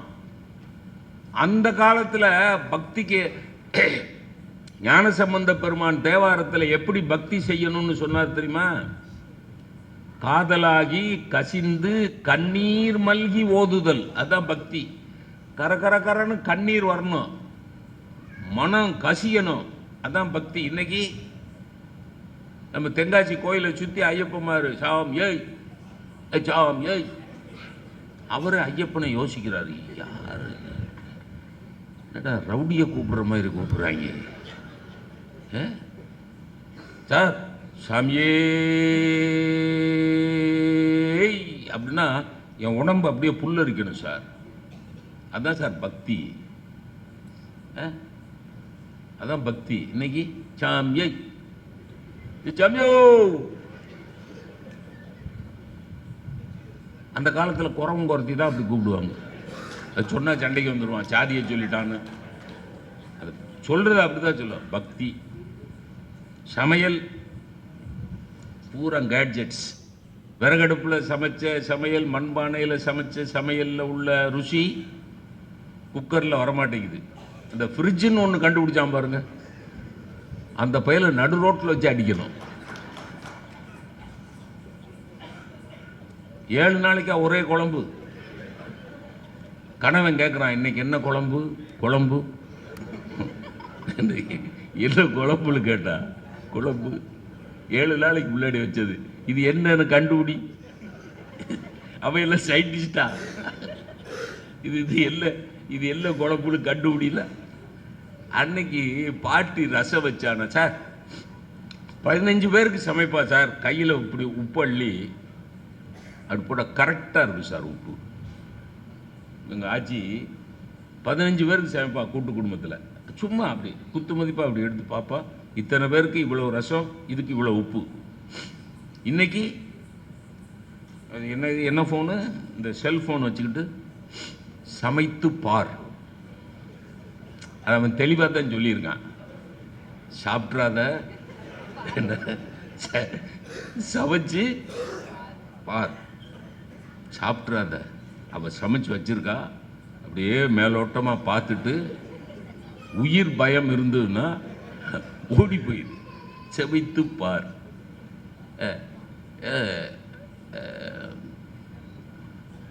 தண்ணீரை ஊற்றவும் ஊற்றியாச்சு, பருப்பை போடவும் போட்டாச்சு, அரிசியை போடவும் போட்டாச்சு. 15 நிமிடம் கொதிக்க விடவும் கொதிக்க விட்டாச்சு. பொங்கல் ரெடி ஆக மாட்டேங்குது. ஒன்று அத்தைக்கு மாமியாருக்கு ஃபோன், அத்தை நீங்கள் சொன்ன மாதிரி புத்தகத்தை பார்த்து பார்த்து போட்டதே, இன்னும் பொங்கல் வேகவே மாட்டேங்குது அத்தை. ஏன்னா அடுப்பை பற்ற வச்சா தானே. ஏன்னா அதில் அந்த புத்தகத்தில் அடுப்பை பற்ற வைக்கும்னு வரி இல்லை. இந்த காலம் பிரயோஜனம் இல்லாமல் போச்சு. ஒரு தீபாவளி பொங்கல் இதை சொல்லி நிறைவு பண்ணுறேன். தீபாவளி பொங்கல்னா எவ்வளோ கிக்கு சார் அந்த காலத்தில். ஏன்னா அப்போ மட்டும்தான் சார் புது ட்ரெஸ் வாங்கி கொடுப்பாருங்க ஐயா. இன்னைக்கு மாதத்துக்கு ஒன்று. எனக்கு பர்த்டேனாலும் என் மனைவிக்கு சேலை, என் பிள்ளைக்கு பர்த்டேனாலும் என் மனைவிக்கு சேலை, அவளுக்கு பர்த்டேனாலும் 2 சேலை. அப்புறம் தீபாவளி அன்னைக்கு புது சேலையில் என்ன கிக்கு இருக்கும்? புரியுதா என்ன சொல்றேன்னு? புரியுதுங்களா? அன்னைக்கு தீபாவளி அன்னைக்கு மட்டும்தான் ஒரு சேலை, கிக்கு, சந்தோஷம். அந்த சேலையை தேர்ந்தெடுக்கிறதுக்கான சந்தோஷம். ஒரு ரேடியோ, இன்னைக்கு டிவி வந்துருச்சு, அம்மா சொன்னாங்களே டிவி வந்துருச்சு. ஒரு ரேடியோ பெட்டியில் கிடைச்ச சந்தோஷம் இன்னைக்கு டிவியில் கிடைக்குதா சார்? எங்கள் வீட்டில் எங்கள் அப்பா கொண்டாந்து ஒரு பிலிப்ஸ் ரேடியோ வாங்கி வச்சார் சார். காலங்காத்தால எந்திரிச்சு உட்காந்து இந்த சுவிட்சை போட்டுட்டு அதில் மேஜிக் ஐன்னு ஒன்று இருக்கும். பச்சை கலரில் மெதுவாக லைட் வரும். அவனுக்குலாம் தெரியாது, மண்டே ஆட்டாத, தெரிஞ்ச மாதிரி தெரிஞ்ச மாதிரி மண்டே ஆட்டக்கூடாது. நீ என்னைக்கு ரேடியோ பார்த்த? மேஜிக் ஐ அப்படின்னு அந்த பச்சை லைட் அப்படி மெதுவாக வரும். அது முழுசாக வர்ற போது ஒரு சந்தோஷம் வரும் பாருங்க. சார் எம்ஏ பாஸ் பண்ண போது கூட அவ்வளோ சந்தோஷம் வரல சார். அதே மாதிரி அந்த நியூஸ் கேட்டால் நியூஸ் மட்டும்தான் காதில் கேட்கும். இப்போ டிவியில் நியூஸ் வாட்சா பாதி நியூஸ் கூட புரிய மாட்டேங்குது. அவள் போட்டிருக்க லோலாக்கு, அவள் போட்டிருக்க மூக்குத்தி, யார் அந்த நியூஸ் வாசிக்கிறவ கட்டியிருக்க சேலை, இதெல்லாம் பெண்கள் சைடு. ஆண்கள் நியூஸ் வாசிக்கிறவளே சூப்பர். அப்புறம் நியூஸுக்கு எங்கே போக? நியூஸ் போன மாதம் வாசித்த அம்மா அளவுக்கு இவ இல்லையே, சரியில்லை, செலெக்ஷன் சரியில்லை. போச்சா? அன்னைக்கு ஒளியும் என்னமோ சாதாரண தினம் சினிமா வந்த இந்த பொண்ணு, நாங்கள் தினம் சினிமா பார்க்குறோம். அன்னைக்கு ஒரு வெள்ளிக்கிழமை ஒளியும் ஒரு ஞாயிற்றுக்கிழமை ஒரு சினிமாவுக்கு தொண்ணாந்துட்டு கிடந்தீங்க. வார்த்தை என்ன? தொண்ணாந்துட்டு கிடந்தீங்க. அதுலேருந்து கிக்கு இன்னைக்கு இருக்காமா? அந்த ஒளியும் வெள்ளிக்கிழமை அன்னைக்கு போய் அதுக்காக ஓடி ஆடுவோம். வெளியில் போயிருந்தா வீட்டுக்கு ஓடி ஆடுவோம் கேட்குறதுக்கு. பினாக்கா கீத் மாலா ரேடியோவில் இந்தி பாட்டு. மொழி புரியாது ஆனால் இசை புரியும், மொழி புரியாது இசை புரியும். ரசித்த காலம் அது போச்சு. அப்புறம் செல்ஃபோன் வந்து சார், செல்ஃபோனில் நன்மை இருக்குது சார், எத்தனையோ நன்மை இருக்குது. ஆனால் நன்மையை விட தீமை அதிகமாக இருக்கா இல்லையா? அதான் கேள்வி. நீங்கள் ஒரு ஹாப்பி பொங்கல் அடிச்சிடுறோம். பொங்கல் அன்னைக்கு இந்த கிரீட்டிங் கார்டு தேடி அலைவோம் பாருங்க. பொங்கல் வாழ்த்துக்கு அட்டை தேடி அலைஞ்சு அந்த போஸ்ட்மேன் பொங்கல் அன்னைக்கு எத்தனை அட்டை கொண்டாடுறாருன்னு பார்க்கறதுக்காக காத்து கிடந்த போது கிடைச்ச சந்தோஷம் ஹாப்பி பொங்கல்னு போடுற மெசேஜில் கிடைக்க மாட்டேங்குது சார்.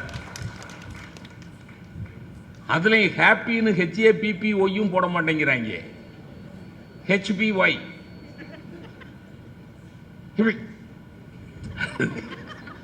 ஹாப்பி கிடையாது, பொங்கல் அப்படிங்கிற நேரத்தில் பிடிச்சிடுறாங்க. அன்னைக்கு பொண்கள்லாம் மார்கழி மாதம் பொங்கல் அன்னைக்கு வீடெல்லாம் கோலம் போடுறது, வாசலில் பெண்கள்லாம் உட்காந்து கோலம் போடுறது, ஒவ்வொரு வீட்டு வாசல்லையும் என்ன கோலம் போட்டிருக்காங்கன்னு போய் பார்க்கறது. நாங்கள் சின்ன பிள்ளையா இருக்கையில் எந்த வீட்டு வாசலில் வெடி அதிகமாக வெடிச்சு குப்பை அதிகமாக கிடக்குன்னு போய் பார்த்தது. எல்லாம் போச்சு. ஒரு லெட்டர் எழுதுறதுல இருந்த சந்தோஷம் செல்ஃபோனில் மெசேஜ் போடுறதுல கிடையாதுங்க. அதுவும் இந்த ரீஃபில் பேனா விட்டுருங்க, இங்கு பேனாவில் லெட்டர் எழுதுவாங்க பாருங்க, அது ஒரு சந்தோஷமான உணர்வு பரிமாற்றம் சார். மெட்ராஸில் படிக்கிற பையன் தென்காசியில் அம்மா இருக்கா, தென்காசியில் இருக்கிற அம்மாவுக்கு மெட்ராஸில் படிக்கிற பையன் கடிதம் எழுதுறான் இங்கு பேனா வச்சு. அம்மா படிக்கிற போது என் புள்ள அழுதுகிட்டே எழுதியிருக்கான் கடிதம். எப்படி கண்டுபிடிச்சா? எப்படி கண்டுபிடிச்சா? அம்மாவை நினைச்சு அழுதுகிட்டே எழுதியிருக்காயா. அந்த கண்ணீர் பட்டு இங்கு பேனாவுடைய எழுத்து 2 அழிஞ்சிருக்கு. என் பிள்ளை என்னை நினைச்சு அழுதுகிட்டே. ரீஃபில் பேனா இங்கு அழியாது சார், அழியாது. இங்கு அழியாது, அங்க பாசம் அழியாது. இங்க இங்கு அழியாது இந்த காலத்தில், அன்னைக்கு பாசம் அழியாது. இதெல்லாம் செஞ்சு நிறைய மருத்துவம் அது இது கழுத எல்லாம் முடிங்க. பேசிகிட்டே இருக்கலாம். காதல் நீ தானே சொன்ன காதல். சங்க காலத்தில் ஒரு பாட்டு, காதலன் காதலியை கட்டி பிடிக்க போகிறான். காதலி சொல்கிறான் எங்கள் அக்கா இருக்கா, இங்கே வேண்டாம், வேற இடத்துக்கு போயிடுவோம் அப்படிங்க. அவன் சுற்றி பார்க்கணும். அன்னைக்கு இருந்து அந்த பேரும் அப்படி தான் இருந்திருக்கான். ஆம்பளையர் சுற்றி பார்க்க அக்காவையும் காணும் பக்காவையும் காணும். எங்கே அக்கா இல்லை வா. அப்போ சொன்ன ஒரு பாட்டு எழுதுகிறான், பாட்டு வரி ஞாபகம் இல்லை. ஒரு புன்னை மரம் நிற்கிது. அந்த பொண்ணு சொல்கிறா, நான் பிறக்கிறதுக்கு முன்னாடி எங்கள் அம்மா நட்டு வச்சது இந்த புன்னை மரம். இந்த புன்னை மரம் வளர்ந்து நிற்கிது. உறவு முறையில் பார்த்தா எங்கள் அம்மா முதல்ல பெற்று வளர்த்தது இந்த புன்னை மரத்தை தான். அதனால் இந்த புன்னை மரம் என் அக்கா முறை. இந்த புன்னை மரத்துக்கு பக்கத்தில் இருந்து கட்டி பிடிக்க வேணான்னு சொன்னது அந்த கால காதல். இன்னைக்கு நான் சொன்னல கத்திரி வெயில்ல கழுத எரும மாட்டை விட சூடு சொல்ற இல்லாம எல்லாம் முடிஞ்சு. சரி, இப்ப இப்படி சொல்லி முடிப்போம். 4வே வந்துருச்சுல. 4வே வந்த உடனே என்ன ஆயிடுச்சு? தூரம் சுருங்கவில்லை, நேரம் சுருங்கி விட்டது. பயண தூரம் சுருங்கவில்லை, அதே 500 கிலோமீட்டர் தான். ஆனா ஒரு காலத்துல 12 மணி நேரம் போன பிரயாணம் இன்னைக்கு 5 மணி நேரத்தில் போயிடுறோம். ஆனா பஸ்ஸோ காரோ ஊரா உள்ளுக்குள்ள போய் போனோம்ல 4வே வர்றதுக்கு முன்னாடி. அப்போ ஒரு சந்தோஷம் கிடைச்சது தெரியுமா? ஒரு பஸ் ஸ்டாண்டுக்குள்ள போகையில முறக்க முறக்க முறக்க முறக்க முறக்க முறக்க என்ன கிக்கு தெரியுமா? அது அந்த பஸ் வழியா தலையை விட்டானே ஒரு முறுக்குடுனே, பெண்கள் போ போ போ போ போ போ போ போ. அதை விட நான் சிவகாசியில் வேலை பார்க்குறேன். வேலை பார்க்கையில் சிவகாசினே சொல்ல மாட்டாயா அந்த கண்டக்டரு. வாசலில் நின்றுட்டு பீடியை பற்ற வச்சுட்டு செவாச்சே செவாச்சே செவாச்சே. மதுரையில் போனீங்கன்னா மய மய மய. மெட்ராஸில் சொன்னால் எல்லோரும் கொடை விரிச்சிருவோம். ஏன்னா மெட்ராஸில் மயன்னா மழைன்னு அர்த்தம். இவன் மைய மைய மைய மையம்மா. இன்னைக்கு ஏறி உட்காருனா நேராக கொண்டு போய் விட்டுறோம், ஒன்றும் கிடையாது. சரி, அதை விட இன்னும் ஒன்று சொல்லி முடிச்சிடுறேன். இந்த மின்சாரம் இருக்குல்ல, இது பெரிய வசதின்னு நம்ம பேசணும்ல. நாங்கள் சின்ன பிள்ளையா இருக்கையில் தெருவில் 7 மணி 7:30 மணிக்கு விளையாடிக்கிட்டு கிடப்போம். ஒரு 10 பிள்ளைய தெரு பிள்ளைய பூரா. தெருவில் கரண்ட்டு டகார்னு ஆஃப் ஆகும். கரண்ட்டு கட் ஆனோன்னா இருட்டாயிரும். ஓன்னு கத்தி விளையாடிக்கிட்டு இருந்தோம். நாங்கள் பாட்டில் அமைதியாக உட்காந்துருப்போம் ஒரு இடத்துல. இருட்டில் விளையாட முடியாதுல்ல. ஒரு 10 நிமிஷம் கழிச்சு கரண்ட் வரும். என்ன செய்வோம்னு நினைக்கிறீங்க?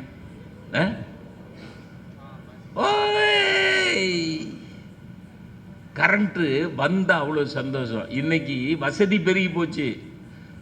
கரண்ட் இப்படி போனா வீட்டில் இன்வெர்டர் இருந்தா, கரண்ட் போனா இன்வெர்டர் இருந்தா உடனே கரண்ட் வருது. புரியுதுங்களா? இருட்டு உடனே விலகி விடுகிறது, ஆனால் அதில் இன்பம் இல்லை. இருட்டாக இருந்து வெளிச்சம் வருகிற போதுதான் இன்பமாக இருந்தது. புரியுதுங்களா? இதாங்க தீர்ப்பு. அப்போ இந்த காலத்தில் ஒன்றுமே இல்லைன்னு சொல்லி தீர்ப்பு சொன்னால் அது எப்படிங்க சரியாக வரும்? அப்படின்னா 2 தலைப்பு போட வேணாம்ல. அதில் ஒரு காம்ப்ரமைஸ் பண்ணுவோம். என்ன காம்ப்ரமைஸ்னா, மனிதனுக்கு மூளையாலும் மகிழ்ச்சி கிடைக்கும், மனதாலும் மகிழ்ச்சி கிடைக்கும். அறிவு மகிழ்ச்சி தானே, அறிவு மகிழ்ச்சி தானே. Knowledge is power. அப்போ மனிதனுக்கு மூளையால் மகிழ்ச்சி கிடைத்தால் அந்த மகிழ்ச்சி இந்த காலம், மனதால் மகிழ்ச்சி கிடைத்தால் அந்த மகிழ்ச்சி அந்த காலம். மனதால் கிடைத்த மகிழ்ச்சி அந்த காலம், மூளையால் கிடைக்கிற மகிழ்ச்சி இந்த காலம். ரெண்டையும் நம்ம விளைக்கிற முடியாது. நமக்கு மூளையும் வேணும், மனமும் வேணும். நமக்கு வாடிய பயிரை கண்ட போதெல்லாம் வாடினேன் என்று சொன்ன வள்ளலாரும் வேண்டும். பயிர்களுக்கு உயிர் இருக்கிறது என்று கண்டுபிடித்த ஜெகதீஷ் சந்திர போஸும் வேண்டும். வள்ளலார் அந்த காலம், ஜெகதீஷ் சந்திர போஸ் இந்த காலம். பெரியோர்களே, மனதாலும் மூளையாலும் கிடைக்கக்கூடிய மகிழ்ச்சிகளை பக்குவப்படுத்துவோம், பரிமாறிக்கொள்வோம். புத்தக திருவிழாவின் மூலமாக எல்லோரும் இன்புற்றிருப்போம். நன்றி, வணக்கம். இந்த தகவல் உங்களுக்கு பிடிச்சிருந்தா லைக் பண்ணுங்க, உங்க ஃப்ரெண்ட்ஸுக்கு ஷேர் பண்ணுங்க, மறக்காம எங்க சேனலுக்கு சப்ஸ்கிரைப் பண்ணுங்க.